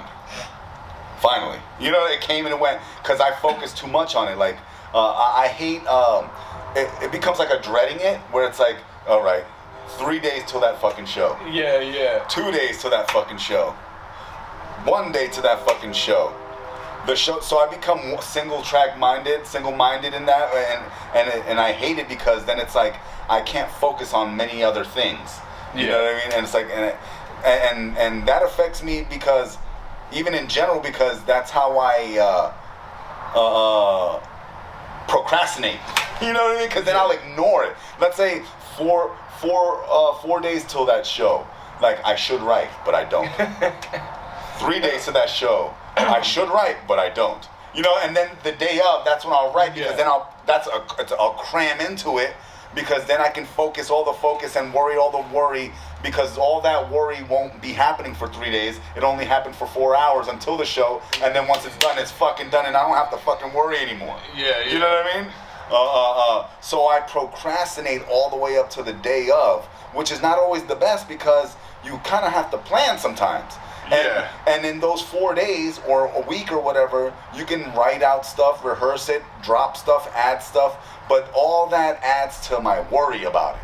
You know what I mean? Yeah, no, Which I don't want to do, because then I can't focus on anything else if I'm just worried about this one thing. You know, and that goes back to that neurotic shit, you know? Yeah. So it's like, I procrastinate all the way up until the day, which sucks, because I should write more all the way up to open mic. So then I'll do some shit where it's like, I'm not gonna go to open mic because I haven't written. Yeah. Right? Because I haven't worried about my jokes in a week until, let's say I decide to go to open mic tonight, but then I feel the anxiety of not having written anything throughout the week, and all I got is an hour or two before open mic, and I don't really write the best stuff anyway. I just slap shit together. It's a crazy space to be. You know what I mean? Yeah. And it's all based on anxiety, you know, and neuroticness, and you know. No, I've done that before though, where I'm like, fuck, I'll just go up here and just make something up on like stage. But I do that as a process of, as a challenge, and to kind of get better, because I'm like, well, you're a comic. You should be able to go up there and think of something that's like new. You know what I mean? Yeah, and in a way, what I do like to do is like, if I do freestyle it based off an hour or two of writing at home before open mic, then that'll be a good foundation, so then I can go revisit it and then build from there. Exactly. So it's like writing on stage similarly. Yeah, you know? It's like, I thought of this while on stage, I'm going to keep that, so now I'm going to go back to my table and then put it on the table and then write it out and see what happens. As opposed to sitting at a table and being like, what's funny? You know what I mean? Yeah. What is a funny thing?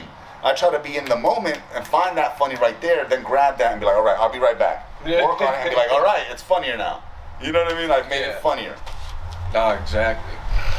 Real quick, I was just saying, now, whenever you write before a show, like you have 40 minutes coming up, like my process is kind of like this. I've got, if you ever see me at like the mics or whatever, I'll see maybe it was like, I'll have like 2 or 3 like books in front of me. And it's like, I've got like the main one that it's jokes that are like new, old, it's a bunch of them, but they're the ones I'll probably come and I'll use. But sometimes if I get booked for a show, I might change up like a set or whatever, but usually what I'll do is I'll go through like that, and I've either worked on those jokes at like an open mic or whatever, but for the set that I'm going to do, I just have like little bullet points, and it's basically just the topic of what I'm going to talk on. Yeah. And like, I mean, you could kind of like do the math where it's like, if you're doing 40 minutes and each like little thing is 5 minutes, or you know how much they are. Yeah. It's like, okay, this is a 5-minute thing, this is a 2-3 minute. You can kind of like gauge where your like length is at. And sometimes like I always have something a little bit padded. There's sometimes like jokes I don't get to. I'm like, God damn it was going so good. I wish it could have got to those. But jokes, then that's man. a way for you to gauge your timing. Yeah. And then not only that, you're pacing because you can blah, blah, blah, blah, your joke, or you could be like, let me say these things now. Ha ha ha ha ha. Don't step on the laughs. Yeah. And then you figure out that this joke that was a minute is actually 2 minutes because you let it breathe and stretched it out more and let it do its work. Because sometimes you could just be like, present a premise and be like a joke that I have is like, or a bit that I'm trying to work on is about not knowing that my dad used to sell crack, right? Yeah. But all I do is, for a long time I didn't know my dad sold crack, and then just let that breathe, and people laugh right there. Yeah, that's a big... right there, just present that, and then go into the rest of it and tell the story about how I didn't know, blah, blah, blah, blah, blah, and end it with the punchline, and blah, blah, blah, blah, blah. But, like, there used to be a time where I would just say that and then just kind of power through that, where it's like, no, let them hear that. Let them hear that. Let them hear that. I'm so stupid, I didn't know my dad sold crack. Because you're gonna have, that's gonna get people's attention. Because some people might not laugh and be like, "Did I hear that right?" What did he just say? Yeah. And a lot of my issue for starting out was talking too fast. I think that could be a lot of us. Yeah. Not slowing down. Slow down a little bit. Slow down. That's what Taylor Morgan had taught me whenever I was like, had just like started. He was like, just slow down a little bit. Because sometimes I would have the habit of like running over the joke, or not the joke, running over the laugh. And sometimes it's weird how you might say something and you don't hear them laugh like right away, and there's like that second delay and then it comes in. And I've had that happen before where as soon as like there's no laugh right away, but as soon as I start to say something, then the laughs are coming in, and you're like, fuck, I'm already walking on this shit. Yup. So that's when he was kind of like, slow down a little bit. Slow down. Slow. They say slow is smooth. Smooth is fast. Yeah. And that's like a military term or some shit like that. You know, when it comes to like that's taking true. apart a gun or putting, shit like slow is smooth and smooth is quick. Because when you're smooth, you can be quick. But first, work on your smoothness by slowing down. Exactly. And then if you're smooth and slow, you should have less room for error. And if you don't have error, you're not going to take up time trying to fix a mistake. Bomb. Hell yeah.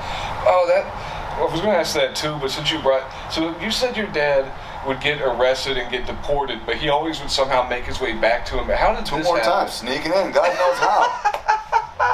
Yeah, I'm gonna snuck in 2 more times, because then he ended up living in Boston for a little bit, and he had a whole, he had 2 more kids up there. Oh my God. So I have other brothers, So. Okay, so what happens? And I mean, he's still alive now, and he still has other kids in DR. So that's where he's at now. Bro, Joey Diaz talks about He follows me on Facebook. The fucker.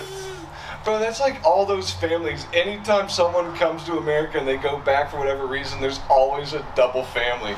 It wasn't a secret family. It's like after his time with my mom, like. He ended up meeting another woman and had kids with her, and then they broke up or whatever. In the Dominican, right? Or is it somewhere? I think he met her up here. She's Dominican too, Dulce Maria. But she lives in Boston also. She's fine. He met her down there somewhere. Yeah, and like he had kids with her, and but he's since been deported and he hasn't tried to come back. So he's just been living in DR for the rest of his time there. I think he's in his mid-60s now. But I'm his oldest son. I was his firstborn, so whatever. I think I have like a couple of. I know I have my 2 brothers from my mom, but they were from different dads too. But those are the guys I call those are my brothers. Those are the guys I grew up together. With. Yeah, all right. And then my 2 other brothers from the same dad. One of them lives here in San Ramon, and the other one still lives in Boston. But I'm not as close to them as I am with the ones I grew up with. Yeah. But they're still. But those are actually closer to being my blood brothers, my real brothers, because we're from the same father. Yeah, gotcha. But I know he also has at least 1 more kid in DR, and the last picture I saw of him was a few years ago, and he was like 10. Damn. So he's still pumping them out, and God knows how many others he has. So I know I have probably at least 5 brothers. But I'm the oldest born, so. I know I hold a place in his heart. It's just like me and him have a history, so he's an idiot. Yeah. I don't really communicate with him. Not that I hate him or anything. It's just that like we're not, we're not. I get you. I'm not. I don't feel connected to him like he thinks we should be. I mean, I see him seeing my Facebook stories every once in a while, but it's like I don't care to reach out. I mean, one day I will make a trip out to DR and reconnect with my Dominican side, but it's just not happening anytime soon. But we don't have much time anyway, right? Because if he's older, he drop dead. Now my mom's dead, so now what if my dad dies? There goes that. So yeah, damn. No, definitely book that trip at some point. Yeah. See the Dominicans. A homecoming of sorts. Right, but so with that, and I don't know if you would know or not. So what happens?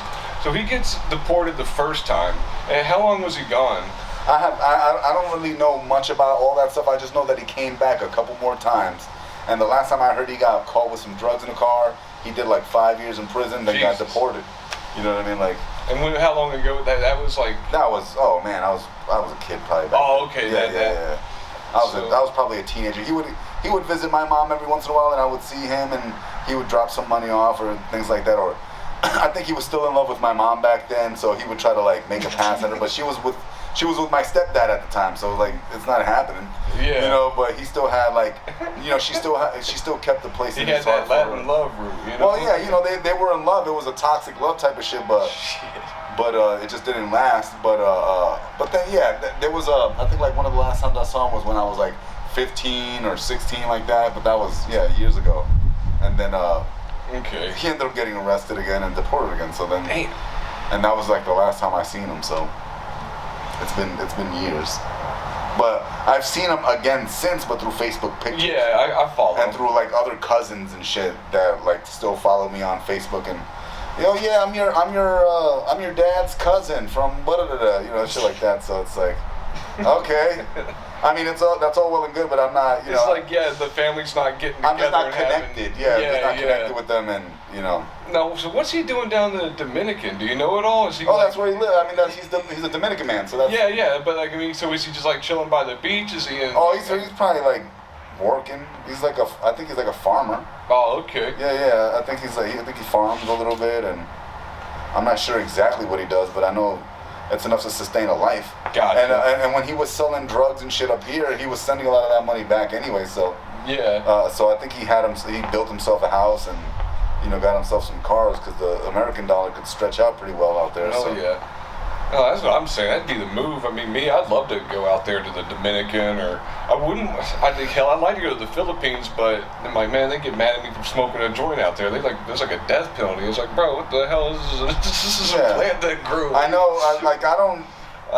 I get self-conscious about going there because I know I would be a novelty to them. I'm the Americanized cousin, and they try to set me up with everyone else, and because they've already tried just through Facebook. Oh, look, he's cute. It's get out of here. I don't want to marry no one. And being an American citizen, that comes with also green cards and shit. So it's all the I'm trying to do man, but yeah, you can find some beautiful Dominican women down there, man. Yeah, lovely, but a lot of pressure. a lot of pressure. I'm not trying to do any of that.